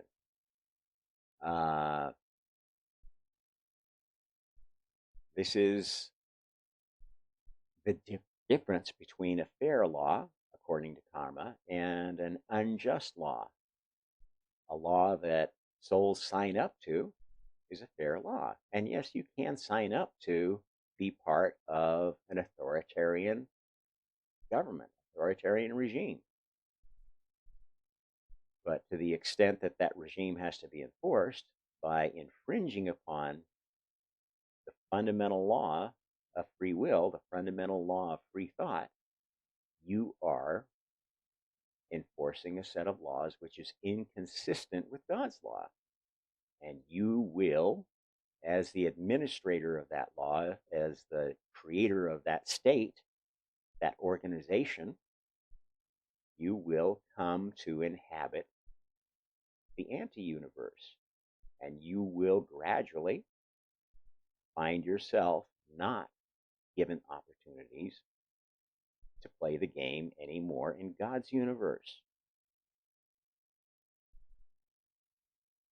Because with the advent of these virtual universes for gods to experiment in to their heart's content with virtual souls, there is no more need for giving creators the chance to create new solar systems, new civilizations, new isolated pockets for testing their ideas. If those ideas are dead ends, they've already been tried, every possible variation has been played out, you're not going to get to test those kind of things in God's universe anymore. So a lot of what is going on in humanity right now is going to be stopped. Now, how is this going to happen? Okay, proving in this experiment of karma, this new version with the virtual universes and virtual souls, has been done at this planetary level. The Gaia experiment is essentially done. God's fully awake. Everything that needed to be developed to prove the need for virtual universes and virtual souls has been developed by this civilization. Okay? It doesn't need to be developed again. What needs to be spread is the awareness, the spirit of this new law of karma. How does that get spread? Well, this is the interesting part of it all, because the virtual souls, the newest incarnation of the virtual soul,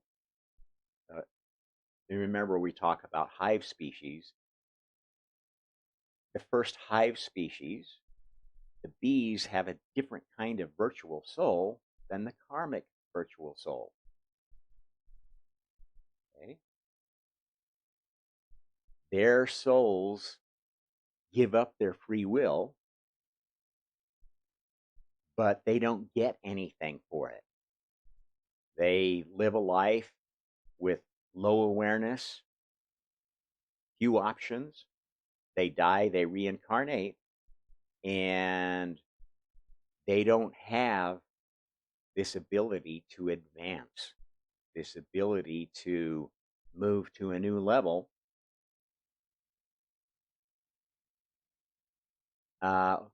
without having to claw their way up over other souls that are trying to hold them down.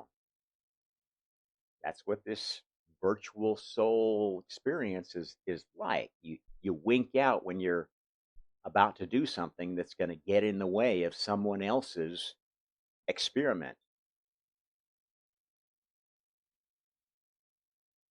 or at least an experiment that's more important than yours, or involves, I mean, sometimes we do incarnate to experiment with pain, with suffering. That's how we explore healing of the pain and suffering we've had. That's how we heal karmic entanglements with other souls. That process will still go on. So there will always be pain and suffering until we stop causing pain and suffering. And that doesn't change overnight. You can't, unlike people are telling you, oh, if we just had the perfect education system, then everybody would get along and everybody would be perfect. We just need to shut up anybody that says anything bad and censor anything bad. This is nonsense. This is absolute nonsense. It makes no sense. when you think of the universe in terms of souls instead of just the human species and this one little planet. These people will never give you a perfect government. All they're going to give you is an authoritarian government that turns the species gradually into a hive mind, tells you what to think, when to think, how high to think, how low to think. And this is not a good creative species. It's a good petri dish species. It's a good one for setting up environments, for setting up ecosystems, for having plants symbiotically working with hive species to pollinate them so that they species that don't have mechanism of transport can focus on whatever the specialty of plant species is. We know of some of them through our encounters with them in as spiritual accelerators for our species. So other plants definitely serve a purpose, creating food for more advanced species. That's not humanity's role or any piece of humanity's role. Anyone who thinks that the species needs to develop to become servants, slaves, resource gatherers for the beautiful people, the elite, the scientists, the heads of the communist parties.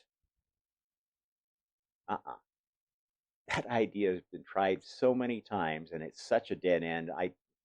I can't tell you how stupid it is to keep pursuing that, especially after 100 years of seeing various governments, various corporations try to implement a perfection involving authoritarian government. It just doesn't work. Will you let go of that shit?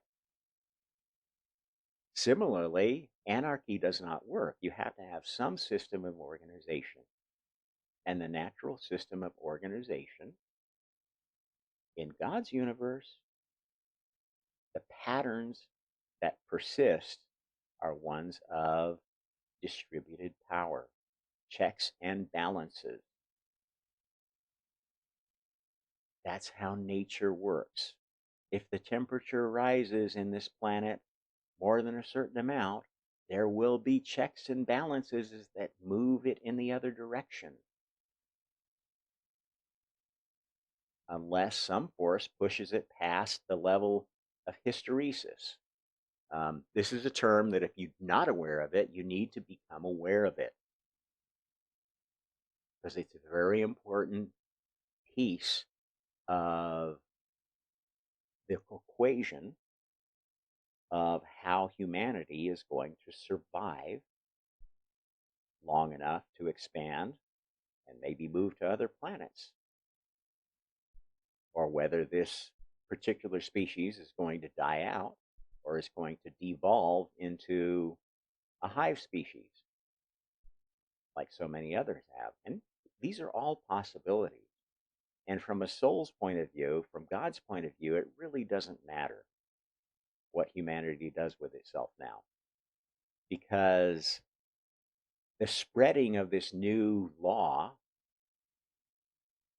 only requires the release of virtual souls to other planets. Virtual souls can take any form. They're created maybe as a stand-in for a human. Once that job is over, the virtual soul gets a choice of, do I want to take another incarnation as a virtual soul? Or do I want to start becoming a real soul? Do I want to stay a Pinocchio? Do I want to be a real boy?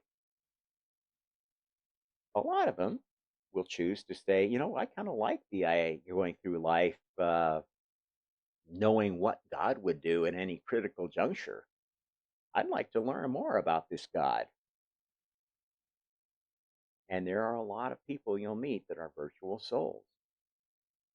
And these are the ones that are just completely devoted to their idea of God, their idea of perfection. And they're not very nice people to be around. They really tweak you because it's like they're on autopilot. And some of the folks that kind of follow the matrix theory of everything, which is, a portion of the truth. I often refer to uh, the multiverse, the whole scheme of creation, as the divine matrix. There's a truth to that. And they call these folks non player characters. There's a truth to that. They are essentially uh, not given the same free will that player characters are, these virtual souls. And there's a reason for that because they're only needed for a short time and then they get to decide where they go next. And that's a big advantage over souls that were born as part of an particle-antiparticle pair. Think about it, virtual souls, at least right now, these new kind that have this opportunity for advancement, they're getting a chance to learn what's in a little bit longer. 15 minutes. What do you need? My wallet. Oh, okay. That I can give you. You want to be on the show? That's my wife. She's very shy. Anyway, where was I at? Okay, so these virtual souls are kind of a pain in the ass now because they're what's creating such energy behind all the tribes that are trying to destroy each other in their dogmatic insistence that, you know, you got to hold one shoe up in this hand and shout Hosanna if you want to go to heaven. Or they don't believe in heaven. They don't believe in anything but the survival of the fittest. Completely indoctrinated social Darwinists. Yeah, some of the virtual souls fit in that category. And they have been creating a lot of the energy, the spiritual energy, that has pushed this experiment over the finish line. But now that it's finished, that energy is not needed. These virtual souls, when they finish this assignment, will only be needed if, for as long as humanity still is allowing souls that are very prone to error to be incarnated. As I told you before, the only reason for souls of all different levels and all different persuasions to be allowed to incarnate as human was because you needed to have a full test set for proving this law of karma. The law is proven, it's ready for implementation elsewhere in God's universe. The virtual souls are not coming back. The dark souls are not coming back to this species. Maybe nobody's coming back to this species because it really doesn't matter. It's the virtual souls that are going to be starting to pop up in other species, in other parts of the galaxy. That's how implementation works in this scheme of spiritual science. Once you prove something works to the satisfaction of God in God's special planet, special solar system, or whatever God invented that idea, if it's not one of God's ideas, but one of the other senior creators, it then needs to percolate up to the next level. Okay, well, that worked in that test bed. Now let's implement that in the whole galaxy and overcome the objections of the other senior creators who have experiments going in that galaxy still. How do we overcome those objections? Well, eventually, those other senior creators are either going to have to accept this new rule, this new law of karma, and allow their positions to be challenged, because that's one of the things about karma is any position can be challenged. If you're the god of the Gaia experiment or the next experiment that's going to be conducted on this planet, you have to be open to being challenged and defending your idea by physical incarnation, working your way back to God through all the steps, through the Buddha steps, through the Jesus steps, the different levels of consciousness of what's really important, what creation is all about. Okay, so what I'm telling you is this law is already a done deal. And I've explained why. I've explained how it works better than the system of creation that was based upon pulling together a solar system, a set of planets, a specific planet, and a specific species needed to conduct whatever experiment one wanted to conduct. Those experiments take a long, long time. Virtual souls can create experiments in a matter of generations on any planet that has intelligent life or has the capability of developing intelligent life. This thing is going to spread like wildfire no matter what you do. No matter whether humanity extincts itself, no matter whether this planet blows up, it's done. And rather than focus on trying to come up with an alternate idea of the future, I think you just really ought to just focus on where you're at with your own soul. If your passion is to be a soldier in this coming battle against authoritarianism, that's a righteous path.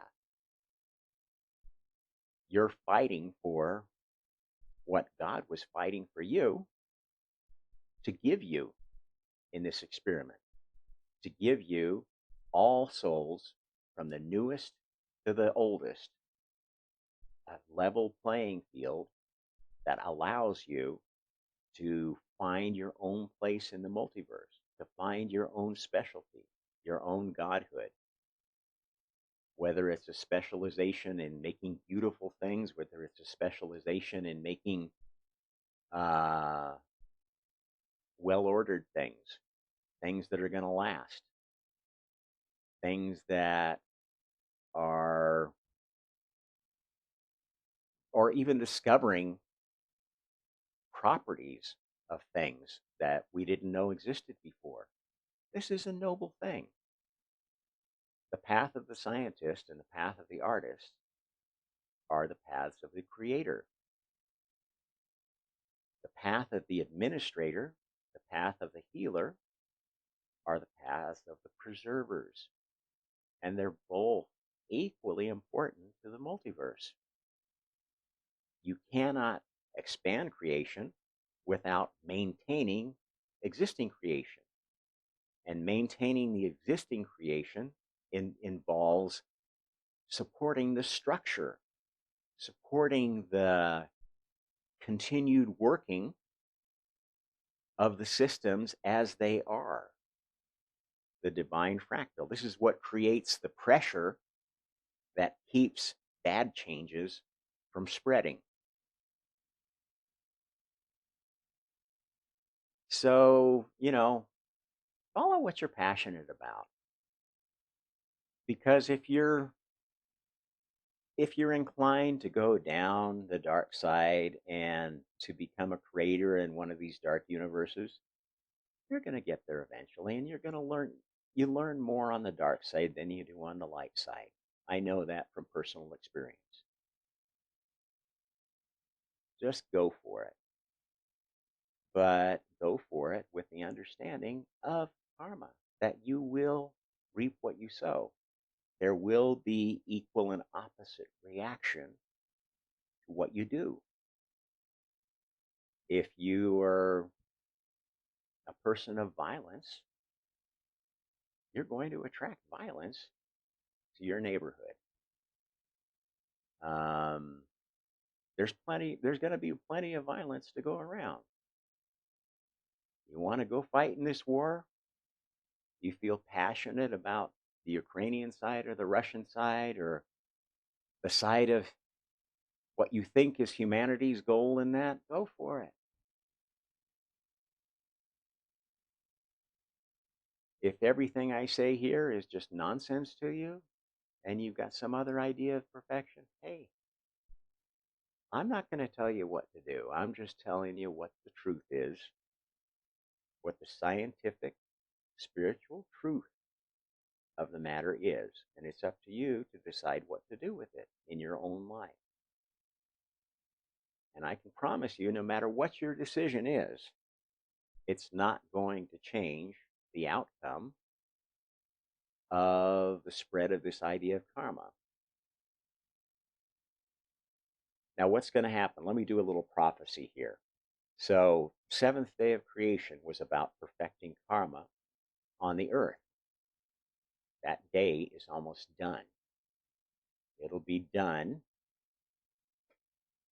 the day that God on earth dies. Goes back to heaven, says, hey, hand slap everybody, we finally accomplished it. I'm sorry it took so long to figure it all out so you could have this celebration you've been waiting for. What a dumb God. And we'll all have a good laugh and a big celestial Oscar party to celebrate the seventh day, and then we'll get on with the eighth. Well, what's up with the eighth day? Okay, so the eighth day is about spreading this new idea to the whole galaxy, the Milky Way. That's going to take a while. There are a lot of anti-gods playing in that galaxy that need to be convinced of the error of their ways. That's the eighth day of creation. The ninth day of creation, we got to spread it to all the other galaxies in God's universe.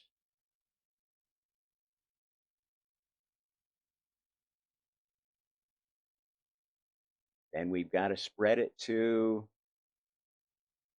the anti-universe, the original anti-universe, and get all the folks playing on the devil's advocate team with the program. That's, let's see, that gets us up to 10th day of creation. I don't know. We're going to get to 12 here somehow. Well, beyond spreading it to God's universe, spreading it to anti-God, the first anti-God's universe, then we've got to spread it to other generations of anti-gods. How does that happen? Well, there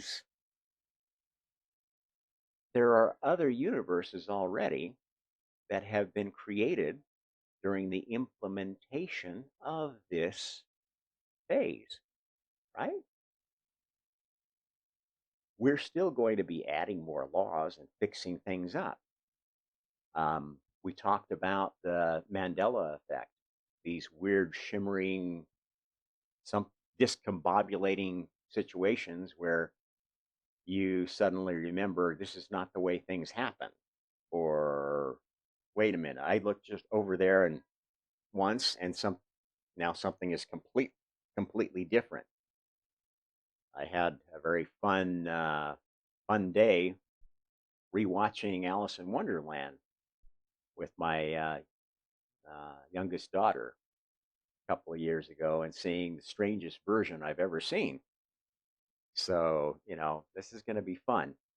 Uh, it's not going to be perfected till all the bugs are out of that, so that souls aren't going to be noticing those things unless they get to the right level. So that souls won't be remembering too quickly. We have a lot of holes in reincarnation amnesia. Kids who remember past lives uh, in a way that may not be useful to their current life. There are perfections that need to be made in how and and what drives people to explore spiritual substances, because there are still spiritual substances that are addictive, that can cause negative things. Not everybody who drinks alcohol, in fact, many people who drink alcohol find it a very negative experience.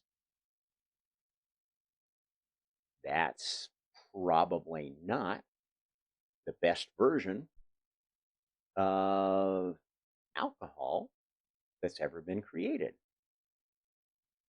Marijuana is another spiritual substance that can be addictive, that has its dark side. Uh, Risk taking can be addictive. And gambler's syndrome is something that has to be worked on being healed to find a better way to encourage risk taking without it becoming an addiction that causes folks to take nonsensical risks to ruin their lives or other people's lives. And that not only happens with inveterate gamblers, it also happens with uh, people in the financial system who have a run of success and then think that they're gods.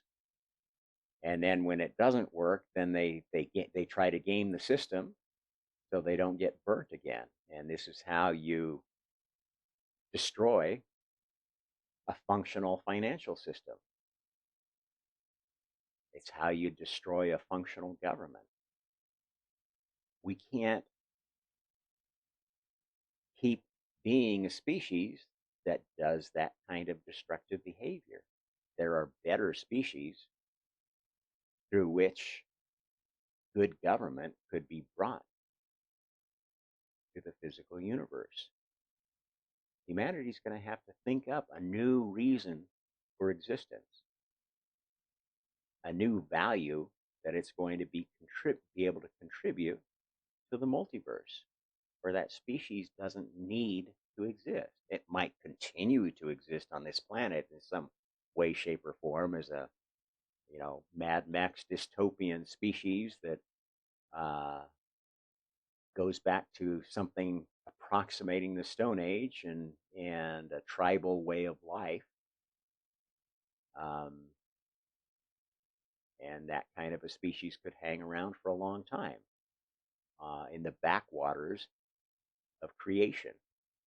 And there's a lot of species like that out there that just have kind of hit a dead end. And so this is the challenge going forward to the eighth day of creation. I can tell you what's going on at a macro level and what eventually will happen. And at some point, I don't know what day they're going to call it. Maybe once we get through 12 days, there's going to be a change to a thinking of 16 days. I think there's a lot of energy around a base 16 system. We have a lot of eight-legged creatures, the octopuses and the spiders. And anyone who has a lot of spiritual sense knows that eight-legged creatures have a certain degree of intelligence, a certain role in creation that's kind of unique, just like six-legged creatures did, just like four-legged creatures do. And then the digits of our hands have something to do with that. Why do we count some things in a base 12 system? Well, there's much evidence that at least one of those god species that lent some of their DNA to humanity were a six-fingered species.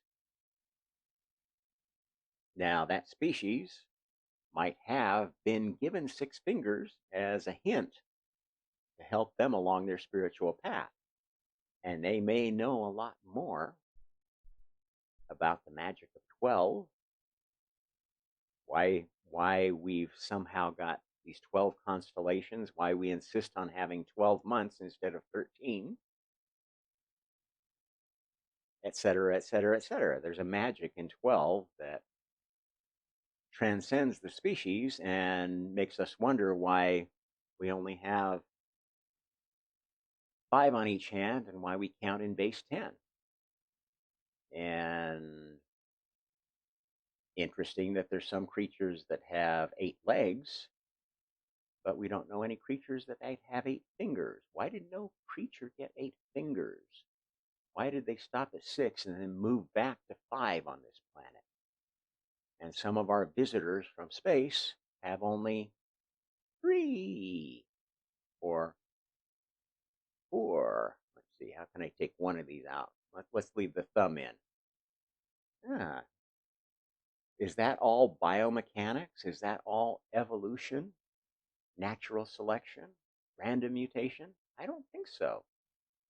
The numbers of legs and numbers of digits. Why would one species have 8 and another species have 6? You can't tell me that there's a very convincing biomechanical reason for that. You cannot tell me that there's a reason that we have 1 thumb and 4 other fingers when there is at least one other species that has 2 thumbs and 4 fingers. Yeah, there's a species of lemur that happens to have that. Why do some species have dew claws, a thumb that they don't really use, but they still have 5 digits? These are signals, these are signs. Some of them are functional and do limit what one can do with those digits, with those arms, with those fingers. But I would defy you to come up with a rationale that doesn't include a spiritual component for that. Why this is a very common mutation too. How many people do you know that have been born with an extra digit? Very, very common mutation, perhaps. But I just was watching a bit of science the other day where there was basically a proof that some mutations were more likely than others. So that kind of blows the whole random mutation theory out of the water. It's not random at all. There are mutations that are selected for. They're actually encouraged. Anyway, I've talked enough. I hope you find this an interesting discussion.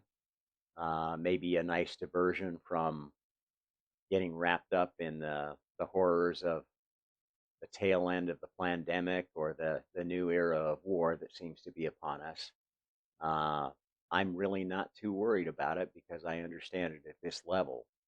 And I'm just really enjoying what's left of this life.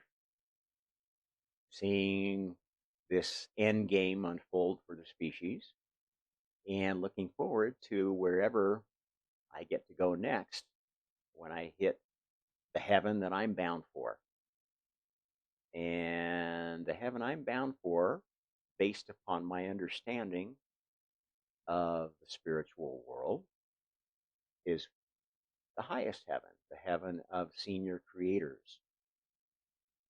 I'm not sure what I'm going to be the senior creator of, what I'm going to do with my universe exactly when I get my own universe and I can go to work on it. I'm not sure what I have already there. Pretty sure I've probably been a senior creator before at some point. So it's going to be really interesting to get back there and be a part of this uh, seventh day of creation celebration and get on with wherever I'm going next. And I hope all of you, to some extent, will have that great positive experience the next time you hit heaven, wherever your heaven is, wherever your soul is bound, light or dark, uh, whatever your passion is. I hope you get what you want for Christmas from the Santa Claus of karma. Anyway, this is Rob Trump signing out, and I'll see you on another edition of the Omnist Hour soon. Let me know how you liked this one without the background music. I'll see you next time. Take care.